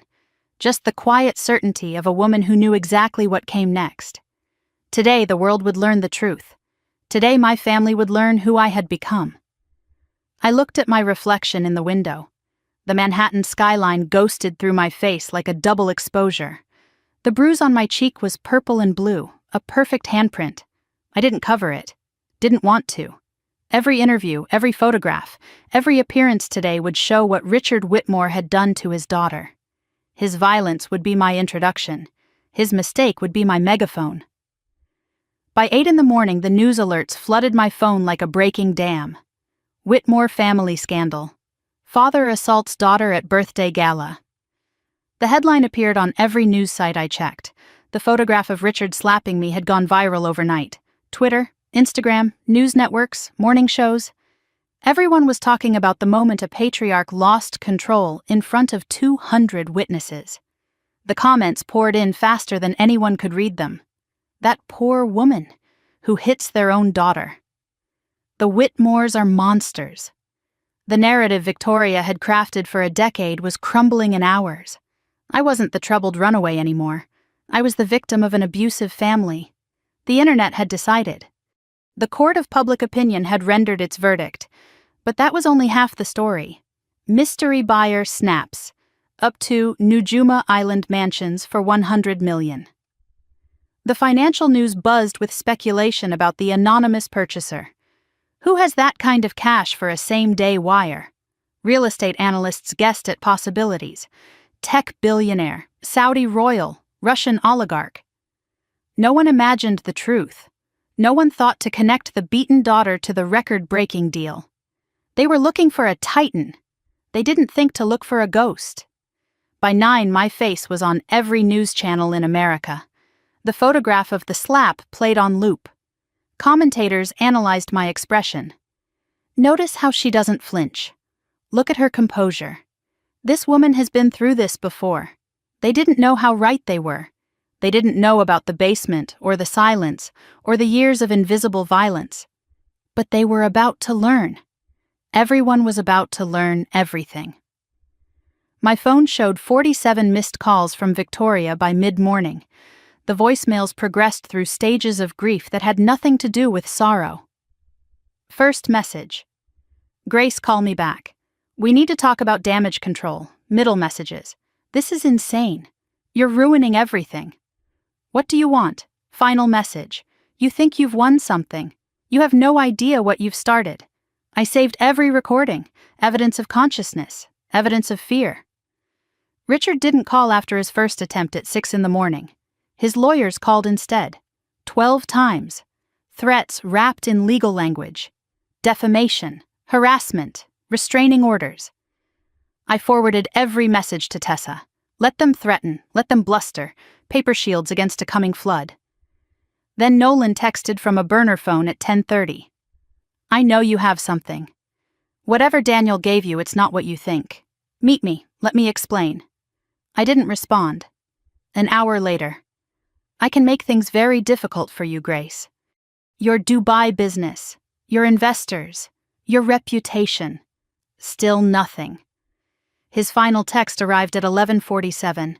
I'm begging you, think about Victoria, think about your mother. If you release whatever you have, you won't just destroy me and your father, you'll destroy them too. I read it twice. He was right. Victoria and Catherine would suffer. The family name would become ash. Everything they had built would collapse. I thought about it for exactly 30 seconds. Then I remembered Daniel's face. The basement. My mother saying it should have been you. 10 years of blame for a crime I didn't commit. 10 years of silence from people who knew the truth. I typed back one message. I've thought about them for 10 years. It's time someone thought about Daniel. Then I blocked the number. Tessa arrived at 11 with 2 leather briefcases and the expression of someone preparing for war. Everything's ready, she said. Are you sure you want to do this? I've been sure for 10 years. The email was composed with surgical precision, every piece of evidence attached in proper order. Daniel's original letter exposing the embezzlement, financial documents proving Richard's fraud, the sealed police report showing brake line tampering, witness statements about Nolan at the car, phone records tracing the conspiracy, Frank's complete investigative report connecting every thread. Subject line: what Richard Whitmore doesn't want you to know. Recipients: every board member of Whitmore Real Estate, the SEC Enforcement Division, the Connecticut State Police Cold Case Unit, 3 journalists Frank trusted to tell the story properly, 1 copy to the law firm representing the company. I didn't send it to destroy them. I sent it to tell the truth. That the destruction would follow was simply cause and effect. Tessa looked at me one final time. Once you press send, there's no taking it back. I pressed send. The email left my outbox splitting into dozens of copies, racing toward inboxes across the country, carrying 10 years of secrets with it. I watched the progress bar fill, 100%. Delivered. The truth was free. Within 2 hours, my phone started ringing with unknown numbers. Journalists, board members, investigators. Everyone wanted to talk. Everyone wanted to know if it was true. Did Richard Whitmore really steal from his own mother? Did he really help cover up his son's murder? I didn't answer. The documents spoke for themselves. But Tessa issued one statement on my behalf. My brother Daniel Whitmore was murdered 10 years ago. The evidence has been provided to the appropriate authorities. I ask for privacy while justice is pursued. Privacy. The thing they had never given me. I asked for it now only because I knew they wouldn't get any. At 4 p.m, a journalist at the Wall Street Journal connected the dots that would set the world on fire. The mystery Nujuma buyer, the assault victim, The estranged Whitmore daughter. Same person. Forgotten Whitmore daughter is billionaire real estate mogul. The headline spread across every platform within minutes. Grace Whitmore. From family outcast to $100 million mystery buyer. Journalists dug into Meridian Holdings, the Dubai empire, the Monaco properties, the global portfolio. Estimated net worth over $500 million. Built in 7 years from nothing anyone knew about. The narrative they had written crumbled to dust. Troubled girl, guilty conscience, family embarrassment. None of it held. The woman they had dismissed was richer than her father. The ghost they had forgotten had been building an empire in the shadows. Social media exploded with a new story. The underdog who became a titan, the forgotten sister who built an empire. Think pieces appeared about family abuse and gaslighting and wealth built in silence. Women everywhere shared their own stories of being overlooked and dismissed and blamed. I became a symbol without meaning to. A symbol of survival, of revenge, of reclamation. A reporter tracked down my college roommate from Boston. She told them Grace was the quietest person I ever met. Worked constantly, never went out, never talked about her family. I thought she was just shy. Turns out she was building an empire while we were going to parties. I saw the quote and smiled. The quiet ones. The invisible ones. We're the ones they should have been watching. At 9 that night I sat alone in the hotel suite. The documents were circulating, the identity was revealed. The narrative had shifted completely. One thing remained. Daniel's video. His voice. His truth. I uploaded the file to a private link, sent it to every journalist covering the story, posted it on a new social media account. The caption read, "My brother recorded this the night before he was murdered. It's time the world heard what he had to say." At 9:47 the video went live. Daniel's face filled screens across America. Younger, alive, afraid, his voice. "If you're watching this, something has happened to me. And there are things you need to know about my father, about Nolan Brooks, and about the company that bears our name." I watched the view count climb. 1,000. 10,000. 100,000. Daniel's voice filled my hotel room, speaking from 10 years in the past, explaining everything he had discovered, everything he had feared, everything that had cost him his life.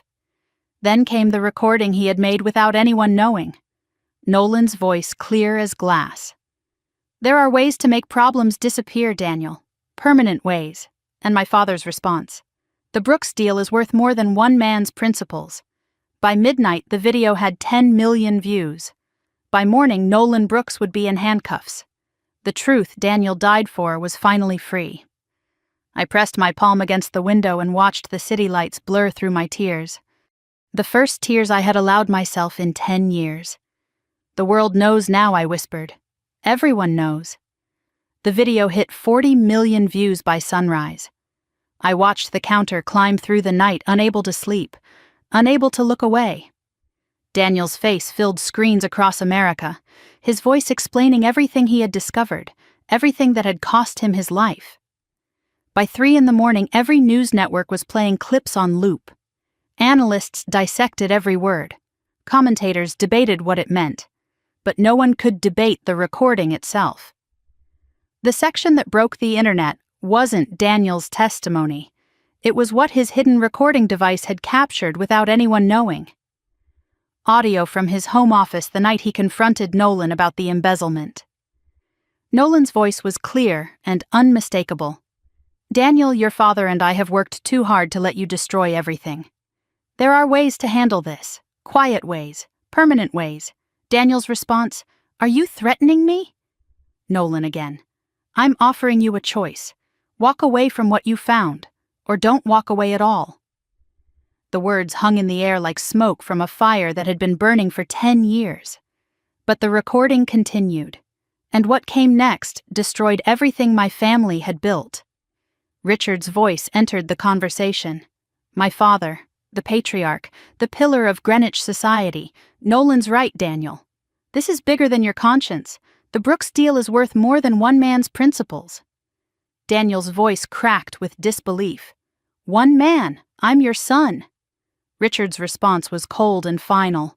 "Then act like it. Forget what you saw, or deal with the consequences." The recording ended. Daniel died 12 hours later. I had heard these words before. Marcus played them for me in the greenhouse. But hearing them broadcast on national television was different. Hearing my father tell my brother to forget what he saw or deal with the consequences, and knowing Daniel was dead the next morning. That was something I couldn't have prepared for.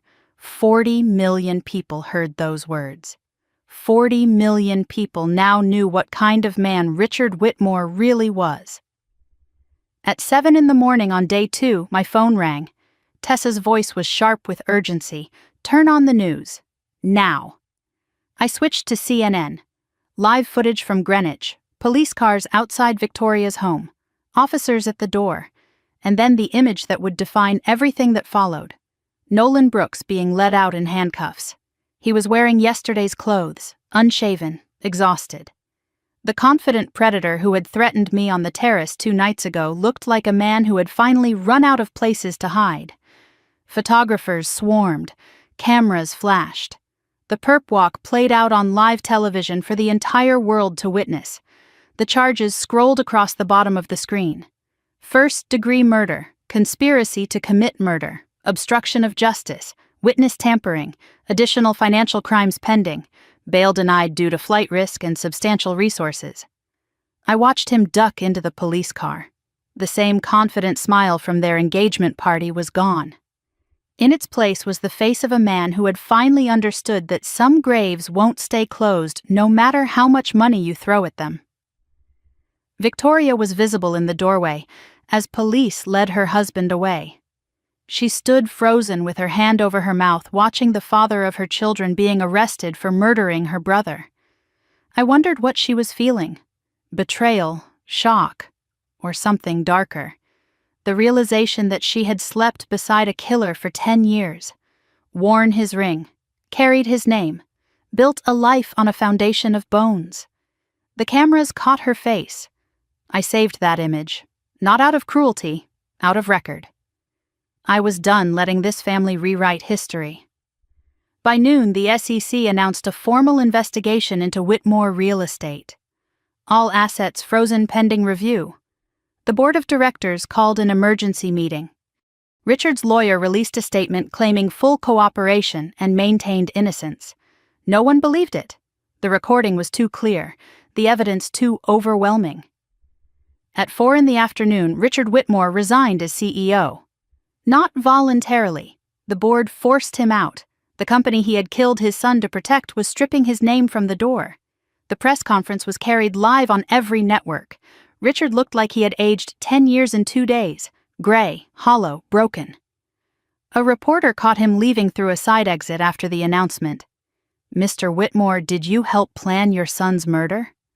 Richard's face contorted with rage and shame and terror, all fighting for control. He shoved the microphone away. "I loved my son," he said. But his voice cracked on the word loved, past tense.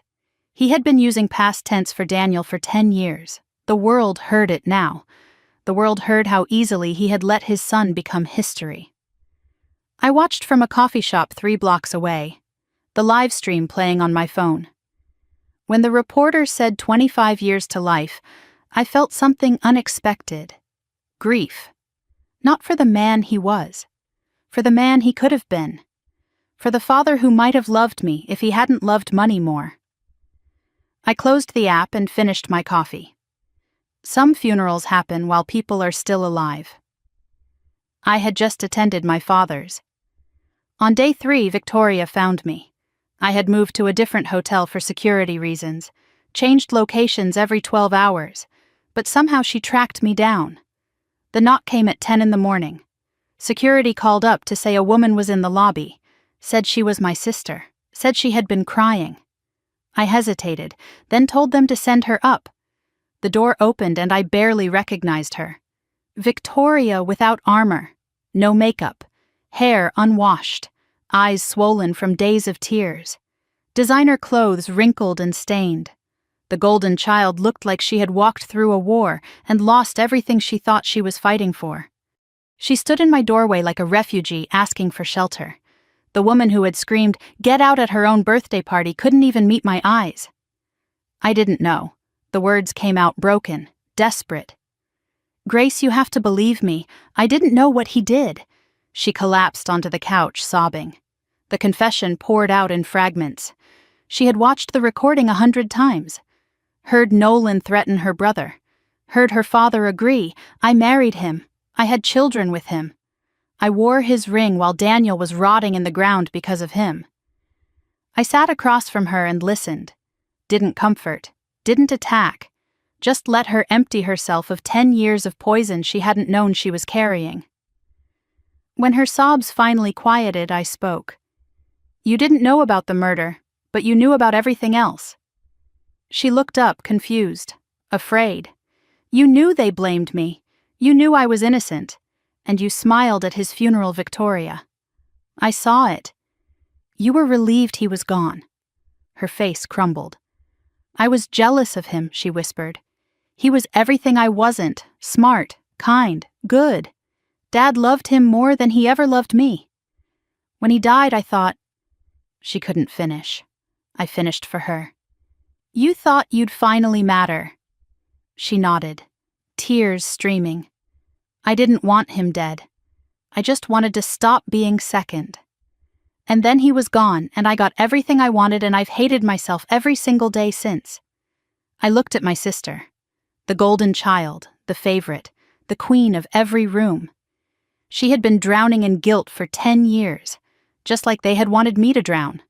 We had both been victims. We had just been given different cages. I leaned forward. "I'm not going to pretend the last 10 years didn't happen. You let them blame me. You benefited from Daniel's death. You treated me like I didn't exist." Victoria nodded, accepting each charge. "But you're not the one who killed him. And you're not the one who made the choice to cover it up. You have a decision to make, Victoria." "What kind of decision?" "Testify. Tell the police everything you know, every conversation with Nolan you remember, every suspicious moment you ignored, every time Dad acted like he was hiding something." Her eyes widened. "They'll tear me apart. The media, the prosecutors, everyone. Yes, they will, but you'll be telling the truth for the first time in your life."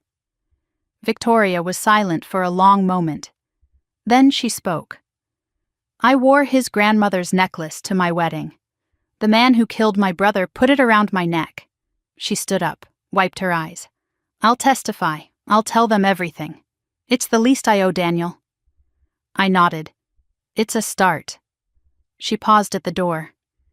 "Do you think you can ever forgive me, Grace?" I considered the question carefully. Forgiveness isn't something you earn with one conversation. It's something you build with 100 choices. She nodded slowly. "Then I'll start making better choices." She left. I sat alone in the quiet room thinking about cages and sisters and all the different ways a family can destroy itself. Victoria had been given everything and been empty. I had been given nothing and built an empire. Neither of us had been free. Maybe now we finally could be. That evening, a courier delivered an envelope, a letter from my mother, 5 pages in her careful handwriting. The first line made my hands shake. "My dearest Grace, I have spent 10 years being a coward. I have spent 10 years knowing the truth about Daniel's death." I kept reading. The confession continued. I heard the phone call that night. Richard didn't know I was listening. I heard him tell Nolan to handle it. And I said nothing. I did nothing. I let my son die, and my daughter take the blame. The final paragraph stopped my heart. "I know I don't deserve your forgiveness, but I need you to know the truth before the police hear it from me. I'm turning myself in tomorrow morning. I am an accessory to my own son's murder, and I am ready to pay for what I let happen." My mother. The woman who told me it should have been you. The woman who turned away when my father slapped me. She had known Daniel was murdered. She had known and said nothing for 10 years. I set the letter down and stared at the Manhattan skyline. There were 4 more pages of confessions, 4 more pages of secrets. And somewhere in those pages was the reason I had always been the ghost in my own family. I was about to find out everything. Victoria walked into the Connecticut State Courthouse 1 week after Nolan's arrest. Photographers swarmed the entrance. Journalists shouted questions. Cameras captured every step she took toward the building. She wore no makeup, a plain black dress, no jewelry, no armor. The golden child had finally stripped away everything that made her shine. I watched from a car parked across the street. Unseen, unnoticed, the way I had spent most of my life. But this time I chose the invisibility. This time I was the one in control. Victoria testified for 8 hours behind closed doors. She gave them everything she had promised. Every conversation with Nolan that now seemed sinister in hindsight. Every whispered discussion between her husband and father that she had dismissed as business. Every moment she had looked away and chosen not to see what was happening in front of her. She didn't try to save herself. She laid her complicity bare and let the system decide what to do with it. The prosecutors determined she hadn't known about the murder itself, but she had known about the cover-up, about the blame shifted to me, about the lies repeated for a decade. That silence had a cost. They recommended therapy, community service, ongoing cooperation. Victoria accepted everything without argument. A reporter shouted at her as she left the courthouse at sunset. "Do you have anything to say to your sister?" Victoria stopped. For a moment I thought she would break down again. Instead, she looked directly at the camera. Directly at me, though, she couldn't know I was watching. I spent 10 years being the wrong kind of sister. I'm going to spend the rest of my life trying to be the right kind. Then she got in her car and drove away. It wasn't forgiveness. It wasn't redemption. But it was a start. And starts were more than I had ever gotten from anyone in my family before. 3 days later, the sentences came down. Nolan Brooks stood before the judge in an orange jumpsuit. The evidence was overwhelming. The recording, the witness, the financial trail. His lawyers had negotiated, but there was nothing to negotiate with. First-degree murder, conspiracy, obstruction, witness tampering, life without parole. The judge's voice was flat and final. Nolan stood perfectly still when the sentence was read. The man who had smiled while threatening my brother's life had nothing left to smile about. The predator who had cornered me in kitchens and on terraces had finally been caged. He would die in prison, the same way Daniel had died on that rain-slicked road, alone, without anyone who truly loved him nearby. Richard's trial followed. The recording of his voice played for the jury. The Brooks deal is worth more than one man's principles. Forget what you saw, or deal with the consequences. His lawyers argued diminished responsibility, coercion by Nolan, a father manipulated by his future son-in-law. The jury didn't believe it. The judge didn't believe it. 25 years to life. He would die in prison. The patriarch who had built his empire on silence and secrets would spend his final years in a cell. Everything he had killed for was already gone. The company dissolved, the estate seized, the family name transformed from a symbol of power into a synonym for betrayal. I wasn't in the courtroom when they sentenced my father. I watched from a coffee shop 3 blocks away, the live stream playing on my phone. When the judge read the verdict, I felt something I hadn't expected. Grief. Not for the man he was, for the man he could have been, for the father who might have loved me if he hadn't loved money more. I closed the app and finished my coffee.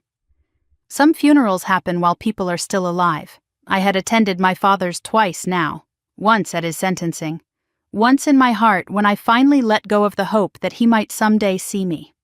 2 days later, another letter arrived from Catherine. Shorter than the first, just 1 page. Grace.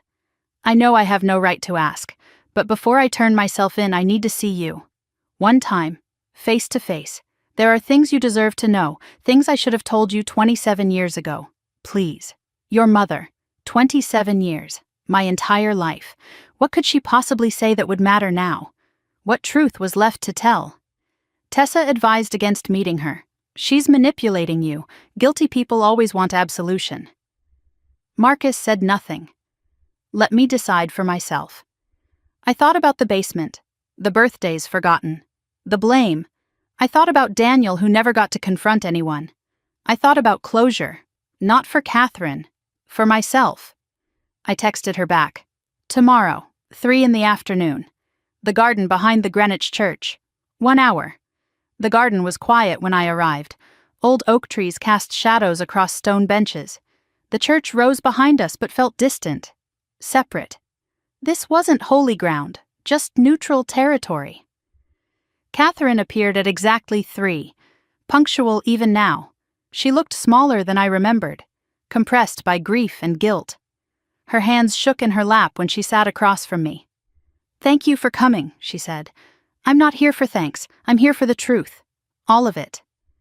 A long silence. Her breathing was heavy, unsteady. There are things I've never told anyone, not Richard, not Victoria, not even Daniel. "Then tell me."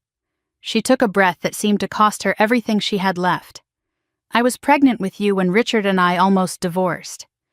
The words hung in the air like smoke. We had been fighting for months. He was having an affair. I thought we were done. When I found out I was pregnant, I didn't know if you were his. I felt the ground shift beneath me. 27 years of questions suddenly rearranging themselves into a new and terrible shape. I never knew for certain, she continued, tears streaming down her face. I told myself it didn't matter. But Richard knew I had been with someone else during that time. He looked at you from the day you were born and saw doubt. He couldn't be sure you were his daughter. And he punished you for it every day of your life. I sat perfectly still, processing 27 years of neglect, of blame, of being the ghost in my own family, because my father wasn't sure I was his, because my mother couldn't face her own guilt. And you. My voice was steady even as my world collapsed. "What did you see when you looked at me?" Catherine sobbed. "I saw my shame, my mistake. Every time I looked at you, I remembered the worst thing I ever did. So I was punished for something I didn't do, from the day I was born." She nodded, unable to speak. "Did you ever find out? Did you ever take a test? Ask a doctor." She shook her head. "Richard refused. He said he didn't want to know. If the test said you weren't his, he'd have to acknowledge it. This way, he could just keep you at a distance, blame you for existing without having to explain why." I stared at the woman who had given birth to me. "You let your uncertainty become my prison. You let his doubt become my identity." She reached for my hand. I pulled away. "I know," she whispered. "I know what I did. I've known for 27 years. And I've hated myself every single day. Good." The word was cold, but it was honest. "You should." I stood up, walked to the edge of the garden, looked at the trees Daniel used to climb when we were children. Everything I had believed about my place in the family was recontextualized now. I wasn't the strong one. I was the uncertain one. Not overlooked by accident, distanced by design. I had spent my whole life trying to earn love that was never available to me. Not because I was unworthy, because they were incapable. I turned back to Catherine. "You chose silence for 10 years after Daniel died. You let them blame me for his death when you knew the truth." She nodded. "You chose doubt for 27 years. You let me grow up believing I was less than nothing because you couldn't face your own mistake." "I know. I'm so sorry. Grace, please." I held up my hand. "I'm not finished." She fell silent. "I don't forgive you. I may never forgive you." Her face crumpled. "But I'm not going to let your choices define the rest of my life. You turned yourself in. You told me the truth. That's more than I ever expected from you." I paused. Let the words settle. Forgiveness isn't something you earn with one confession. It's something you build over a lifetime. And I don't know if either of us has that long. Catherine reached for me one more time. "Is there anything I can do? Anything at all?" I thought about it. Really thought. "There's one thing." Her eyes lit with desperate hope. "Anything. Live with it. Live with knowing what you did. Live with the silence you kept. Live with the truth you hid. That's your sentence, Catherine. Not prison, not punishment, just living with yourself. The hope in her eyes died. She understood. The worst punishment I could give her wasn't anger. It was leaving her alone with her conscience. Goodbye, Catherine. I walked away, didn't look back. That night I drove to the airport. A private jet waited on the tarmac. My jet. Purchased 3 months ago for a moment exactly like this one. Destination: Nujuma Island, Red Sea, my new home, my new beginning. Through the window, I watched New York disappear below, the city where I had revealed my empire, confronted my family, found the truth about why I had never been loved. Below me somewhere, Richard sat in a cell. Nolan sat in a cell. Victoria was rebuilding. Catherine was living with her ghosts. The pilot announced 14 hours to destination. I closed my eyes and slept. Deeply, dreamlessly, for the first time in 10 years. When I woke, the sun was rising over the Red Sea, gold and crimson painting the water like a promise kept. Below me, I could see the island, my island, 2 white mansions glowing in the morning light. $100 million of peace, 27 years of truth, a lifetime of silence finally broken. The plane descended. I pressed my palm against the window like I used to press it against the basement ceiling, feeling for the family that lived above me. But this time there was no ceiling, no basement, no family to prove myself to, just the sky, the sea, and the woman I had become. "Welcome to Nujuma Island, Miss Whitmore," the pilot said. I smiled. No, just grace. Just grace is enough. The morning sun rose over the Red Sea like a promise that had finally been kept. I woke without an alarm for the first time in years. No strategy to execute, no evidence to gather, no enemies to plan against. Just the sound of waves through open windows and the smell of salt air drifting across white linen sheets. 6 months since I arrived on this island. 6 months of learning how to breathe without counting the seconds until the next battle. I walked barefoot on the private beach as I did every morning now. Sand cool beneath my feet, waves lapping at my ankles. The horizon stretched endlessly in every direction, no walls, no ceilings, no basement pressing down on my dreams, just the sky and the sea and the woman I had finally become. I used to wake up counting the things I needed to survive. Now I woke up counting the things I was grateful for. The list had gotten longer than I ever imagined possible. The 2 mansions rose behind me. $100 million of proof that the forgotten daughter had become unforgettable. But standing here watching the sunrise, I understood something that had taken me 28 years to learn. The money was never the point. The revenge was never the destination. They were just the doors I had to walk through to find my way here, to this moment, to this peace, to this version of myself that no one could diminish anymore. I had spent 18 years in a basement dreaming of sunlight. Now I owned the sunrise. Some mornings I still reached for my phone to check if the world had fallen apart. Old habits from years of vigilance. But the world hadn't fallen apart. It had rearranged itself. My father was in prison. Nolan was in prison. My mother was living with her ghosts somewhere in Connecticut. And I was standing on an island in the Red Sea where no one had ever heard the name Whitmore. Here I was, just Grace.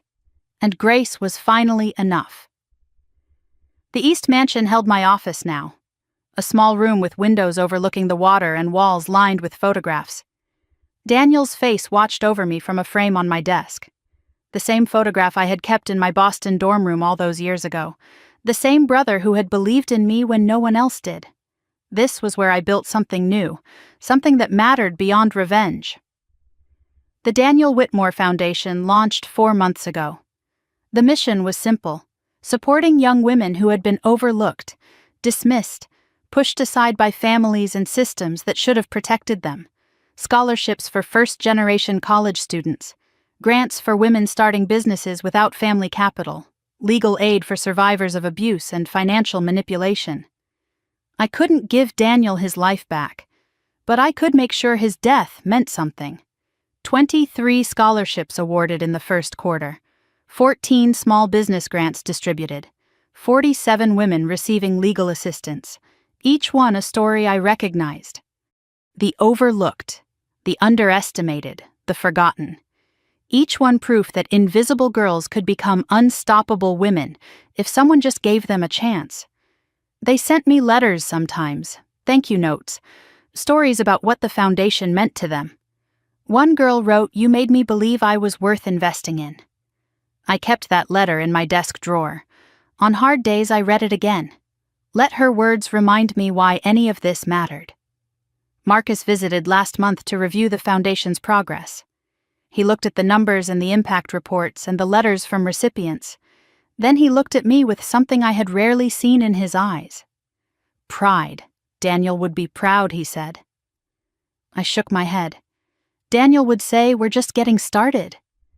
Marcus smiled, that rare, quiet smile he reserved for moments that mattered. He'd be right, but he'd still be proud. I thought about my brother that night standing on the balcony with stars scattered across the Red Sea sky. Proud wasn't the word I would have chosen, but it was the word I needed to hear. Tessa arrived 3 days ago from Chicago. Her suitcase still sat half unpacked in the guest room. Mornings we had coffee on the terrace reviewing foundation paperwork. Afternoons we walked the beach talking about everything except the past. She had been my lawyer, now she was my friend. The distinction mattered more than I had expected. She looked different here, relaxed, laughing more easily. The sharp attorney armor softened by island air and distance from everything we had fought through together. "You know," she said one evening, "I've represented a lot of clients, helped a lot of people fight their battles, but I've never seen anyone win quite like you did. I didn't win," I told her. "I survived. Then I built something." She considered that for a moment. Same thing sometimes. She asked me once if I was lonely here. I thought about it before answering. I spent 18 years surrounded by family and completely alone. Now I'm alone when I choose to be and surrounded when I need to be. That's not loneliness. That's freedom. She nodded slowly like she was memorizing the words. I think I need to learn that. The difference between alone and lonely. It took me 27 years, I told her. Take your time. Every month I wrote a letter to Daniel. Not sent anywhere, just written, then read aloud to the sea, a ritual of remembrance, a way of keeping him present even though he had been gone for 11 years. Tonight's letter was different. Tonight was the anniversary of his death. I sat on the beach at sunset with paper in my hands, the words I had written that afternoon. Dear Daniel, it's been 11 years since you died. 11 years since I heard your voice. 11 years since you told me not to trust any of them. You were right. About all of it. About Dad. About Nolan. About the company. About everything. I did what you asked. I found the truth. I made sure the world knew. But that's not why I'm writing tonight. I'm writing because I finally understand something. You didn't save me to get revenge. You saved me so I could live. For 10 years I thought my purpose was justice. Exposing them. Destroying what they built. But that was never the point, was it? The point was surviving, building, becoming someone they couldn't diminish anymore. The revenge was just the door. The life on the other side was the gift. I folded the letter carefully and placed it in a small wooden box. 11 letters now, 1 for each year. My history, my proof. My conversation with the brother I lost and the woman I became. The last line of my letter said, I'm happy, Daniel. Not every day, not without scars, but happy in a way I never thought I could be. I hope wherever you are you can feel it. I hope you know that everything you did worked. I'm free, I'm whole, I'm yours. I pressed the letter to my heart before I put it away. The sun had set. Stars were emerging. And somewhere out there I believed my brother was watching. He had always watched over me. Even now, especially now. I walked back to the house as darkness settled over the island, passed through the foyer, stopped at the small studio I had built on the left side of the main staircase. The room I had chosen deliberately, my art studio now, where I painted, created, existed without purpose, except joy. The basement had been on the left of the staircase, too. I had transformed that curse into a choice. I looked at myself in the studio mirror, 28 years old, stronger than I had ever been. The bruise from my father's slap had faded months ago, but I still remembered exactly how it felt. Not to hold on to pain, to remember where I came from, what I survived, what I built from the ruins. I used to ask myself, why me? Why the basement? Why the blame? Why the invisibility? I thought there had to be a reason. Something I did wrong, something I could fix. Now I understood. There was no reason, just broken people making broken choices. The only thing I could control was what I did with the aftermath. And I had turned aftermath into empire, silence into speech, a ghost into a woman who couldn't be ignored. I thought about my mother's last words to me in the garden. Is there anything I can do? I had told her to live with it. 6 months later, I heard she had started volunteering at a women's shelter in Greenwich. Anonymous, quiet, not for publicity, maybe for penance, maybe for peace. I didn't know if I would ever forgive her, but I was glad she was trying to become someone worth forgiving. That was more than I expected, more than I hoped for, and somehow it was enough. Late that evening, I stood on the balcony of my mansion, stars scattered across the darkness like promises kept, the Red Sea quiet below, waves keeping time with my heartbeat. Tomorrow would bring new work, new recipients for the foundation, new chances to turn invisible girls into unstoppable women. But tonight was for stillness, for gratitude, for being present in a peace I had earned with everything I had. I used to think the opposite of being forgotten was being seen. I was wrong. The opposite of being forgotten is being at peace with yourself, when you no longer need their eyes to know you exist, when their silence doesn't define your worth, when you can stand alone in the dark and know exactly who you are. I pressed my palm against the railing. Cool metal, solid, real. I wasn't reaching for a ceiling anymore, wasn't trying to feel the family above me. I was just standing, breathing, being. And for the first time in my life, that was enough. If you've ever been pushed out of the place that was supposed to be your home, I see you. If you've ever been blamed for something you didn't do, silenced by people who should have protected you, I hear you. If you've ever felt invisible in your own family, wondering if you'd ever be enough, I understand. Because I was you. I am you. And I'm telling you now, it gets better, not because they change, because you do. So tell me your story. Drop it in the comments. Let me know if you saw yourself somewhere in mine, and if this story meant something to you, if it made you feel less alone even for a moment. Share it with someone who needs to hear it. Sometimes the quietest voices carry the furthest. Sometimes the forgotten ones build the biggest empires. Sometimes the ghost becomes the light, like subscribe, stay. Your story matters too. This story is fictionalized for dramatic effect.